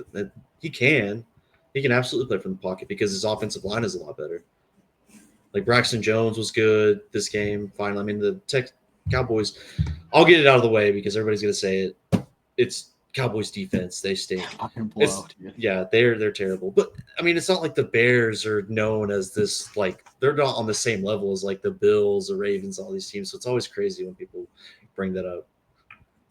Yeah. Like the past 3 years, we've been a dumpster fire. So like you can't move the goalposts now. Come on. Yeah. I think it's just because Caleb Williams. Nobody likes Caleb Williams. I think it is too. But hey, man, 19-28, 298, and 4 touchdowns is. And I know CeeDee Lamb was out too, and that hurt the Cowboys' offense. Yeah, he tried to give it a go, and then now he's out 4 to 6 weeks or something like that. Yeah, it was bad. The defender, and it wasn't the defender's fault. It was just an unlucky. You remember the unlucky thing that happened to the unlucky leg break for Kendall Dolby last season? Like it was nobody's fault. It just happened. Like he just the tackle, the way that it happened, Penei Sewell's foot, just caught his ankle. We didn't even talk about Najee Harris. Oh yeah, and James Conner. Or James Conner, yeah. I saw the James Conner one. That was nasty. Yeah, the James Conner one was bad, man. And the Najee Harris one it sucked. Shout out to Justin Herbert for keeping the play alive. Yeah. He just died in front of him, and he just puts a dot out. But that was so tough. I love Najee. I like Najee Harris too, man. That was hurt. There's one problem. We have very good personnel on our defensive line. The Bears do. We got Javon Dexter, Grady Jarrett, Andrew Billings. We still have Montez Sweat. I don't know what happened from last season to now, but they cannot time a snap count. They are always late flying off the ball. So every time the ball's snapped, the reason they don't get penetration or the reason they get their ass kicked in run blocking and trying to stop the run is because the ball's snapped and they're still in their stance. Late off the ball. Yeah. I don't get it. It's weird. Maybe I'm out on Dennis Allen. What is Al Harris for you guys? Is he a defensive coordinator or DB's coach? What is he? He's a DB's coach. He's a DB's coach? He was Dallas's DB's coach last year. Yeah, I know. So, and their DBs are decent last year, but we're still without Jalen Johnson and Kyler Gordon. Mm-hmm. So, and then Jalen Johnson's his replacement is Kenai Walker. He's huge, but he's not very good. Yeah. So I'm going to answer my question, and then I want you to answer it as well. I've never been that high on him, on Trevon Diggs. I've always thought he was grossly overrated. I know he had that huge 11 interception season. Are you talking about the first touchdown to Dunze? Well, no, not just talking about the play. I mean, he slipped coming out of it, but just him as a player. I don't think he's that good. He bites a lot. He's very aggressive. The double move destroys him. But I don't hate it. But he got 11 picks that year. Yeah, but at some point, you got to move the safety. The safety has to come down and help. Yeah, because he's got to learn to stop biting routes. I don't think he slipped as much as Roma Dunze just powered him because he nudge off the line. Did he get his hand on him? Yeah, he did. I didn't notice. Got his hand on him, and Roma Dunze is just he's a bigger body receiver, So he tries to give him a nudge, press off the line, and Dunze just blows him up, and just completely goes on his route. But Luther Burden looked good. Glad he's shutting me up. He had some nice routes. Yeah, good man. On the flea flicker, he did a great job selling the block. And then cuts it upfield. Mm-hmm. And then the big pass that Caleb had. Caleb's best pass where he layers it over two defenders to kind of like the John Mateer one to Candy. Yeah. It was Caleb's best throw. Luther Burden ran a good route. I was like, okay, well, maybe there is something to this guy. He was everybody's top 5 receiver in a lot of people's draft boards. He was my number 9. Starting to question if I know receivers because Jaden Higgins was my number 1 and he hasn't done shit. Yeah. Or actually, Matthew Golden. Well, Golden was my number 1. Jaden Higgins was my number 2. I'm a receivers guy. I know receivers. Yeah. Well, Flowers hasn't looked as good as he used to, and Quentin Johnston's looking better. What the fuck? Well, I thought Quentin Johnson would look good later on in his career. Yeah, that's true. That's true. I don't know. I took Luka Burden in fantasy. I thought he had a chance to do some really good shit this year. So, Well, and it's good really to in my get dynasty league. the reason this win is very important for the Bears is because they got the Raiders next. Mm-hmm. You have a chance to go 2-2. I know it's in Vegas, but 2-2 opens things up way more than 0-3 or 1-4. Oh yeah. If you can somehow beat the Commanders, you're going to beat the Saints. The Saints might go 0-17. I mean, let's see. Win against Raiders 2-2, 3-2, 4-2 heading into the Ravens. Not bad. You're probably going to beat the Bengals. Yeah. Then you got the Giants. And then you got a gauntlet at the end of the season. So it's important to. They need to go 6-4. They need to go 6-4, which tough with this defense and how sputtery this offense was. But Ben Johnson kind of had a little bit of swagger to him. So Yeah. this game is also very important because, listen, the Bears are, they are what they are as a franchise. I've come to already just the realization's there, but the offensive line is greatly improved. How far out for competing for maybe a division title do you think you are? 2 years. 2 years? 2 Two years. good drafts? 2 very good drafts. Okay. 2 good drafts is not going to do it. So is that best case scenarios? 2 very good drafts, and you guys. And I'm not saying that to say that this team doesn't already have talent. The thing is with Bears fans, we were Bears fans everywhere. We're talking about it. Is this locker room rotten? Does DJ Moore want to be here? Do people not like Caleb? Is there something wrong with coaching staff? Obviously not. I mean, I know it's the Cowboys, but Cowboys were scoring points on everybody. Yeah, we held them to 14 points and 3 turnovers. The Bears are they feel like the ultimate potential team. That's what they are. Their ceiling, once they have a couple of really good drafts that they put together, a good offensive line, and maybe have another edge rusher to go with Montez Sweat, which Sweat hadn't really looked good the first couple of games. He looked a lot better this game. Yeah, and the Cowboys' offensive line is good. Mm-hmm. They're good, and he played his best game of the season. I know he only had 1 sack, but he had a lot of pressures. But the locker room is not rotten. I think those guys love each other. It just looks like DJ Moore doesn't want to be anywhere. He's just bad body language. He's just, Yeah.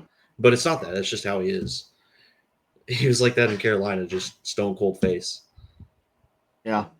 Yeah. So he's a weird cat. But I'm not going to spend too much more time on this game. Cowboys defense stinks, but I'll take it. I'm so ready to play the Cowboys this weekend, dude. Get right game.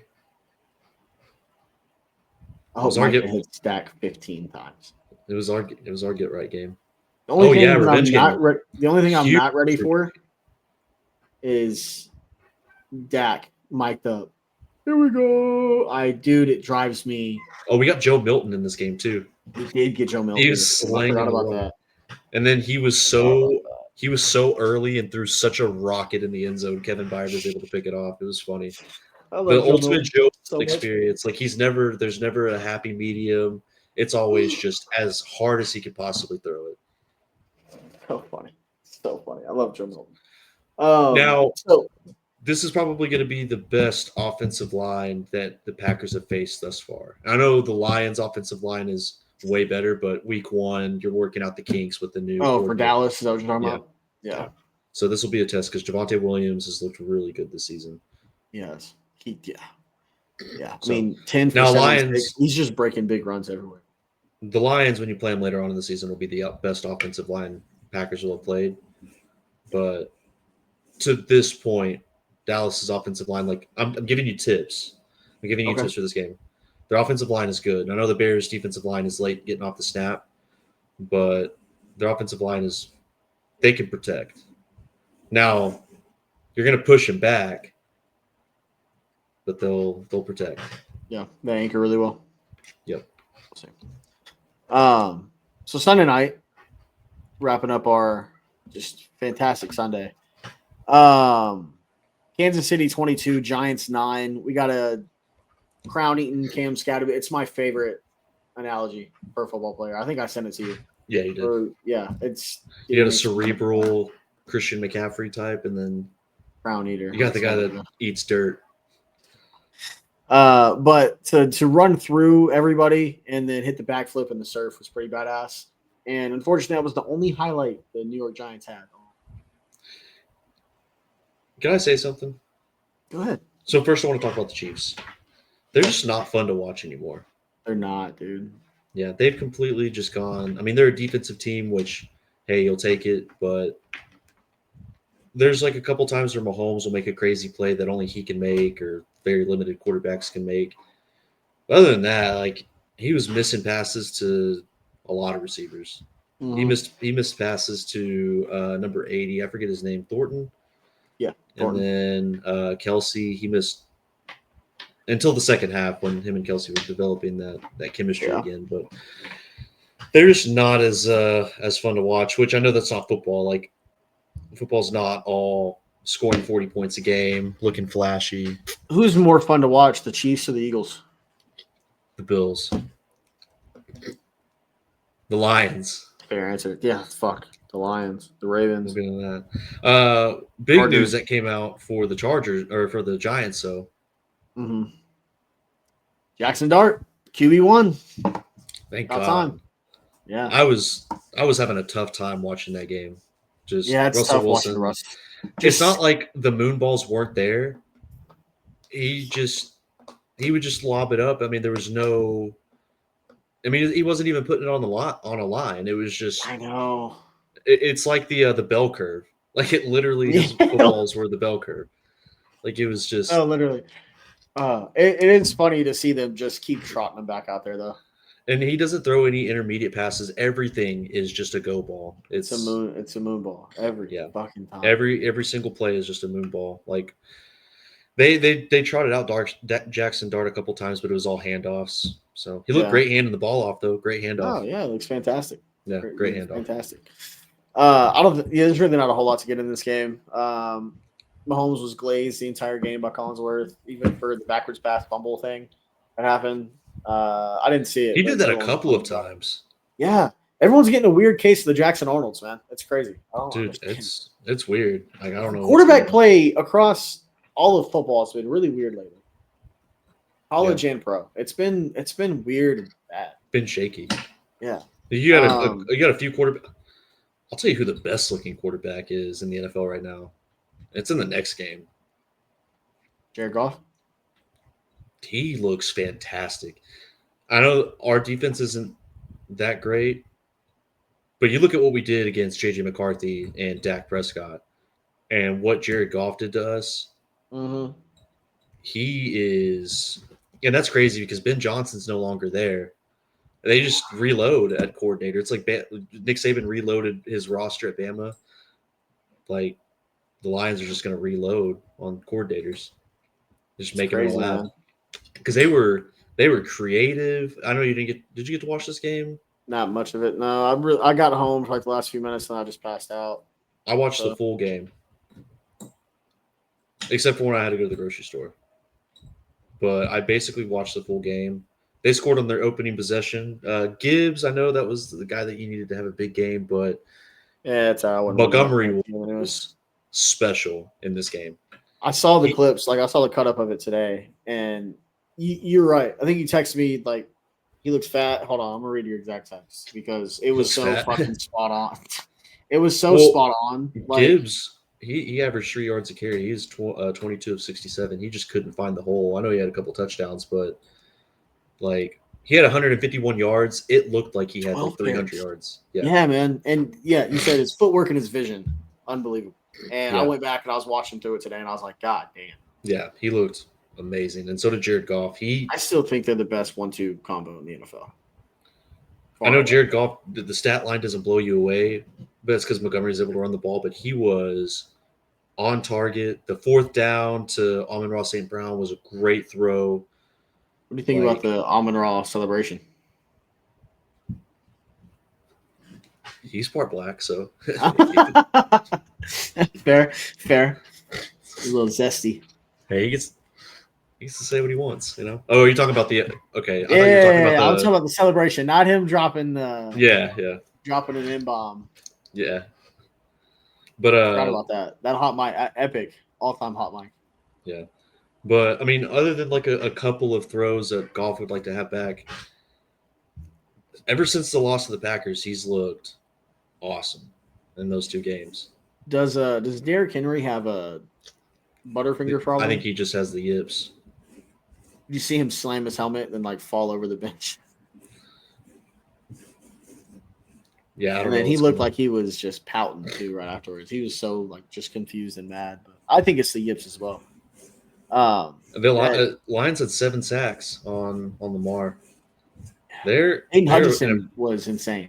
The final touchdown for the Ravens was just Justice Hill making an awesome play to get like 50 yards to get him into the red zone. Like, Does this surprise you? He's still in the league. yeah, Every time I look up and see Justice Hill Wasn't still I- on the Ravens, I'm like, fuck. I felt like I was a kid the last time he played for Oklahoma State. Yeah, he I think wasn't- he was on the. I think he was on the team that beat us when fucking Tyreek Hill had that punt return, wasn't he? Yeah, What's that? 2014. he's still good though. I mean, he's still Oh, he's like very good. But I mean, I still think the Ravens are a good team. I know they're 1-2. They've had losses to 2 good teams so far, but let me look at the rest of the Lions schedule.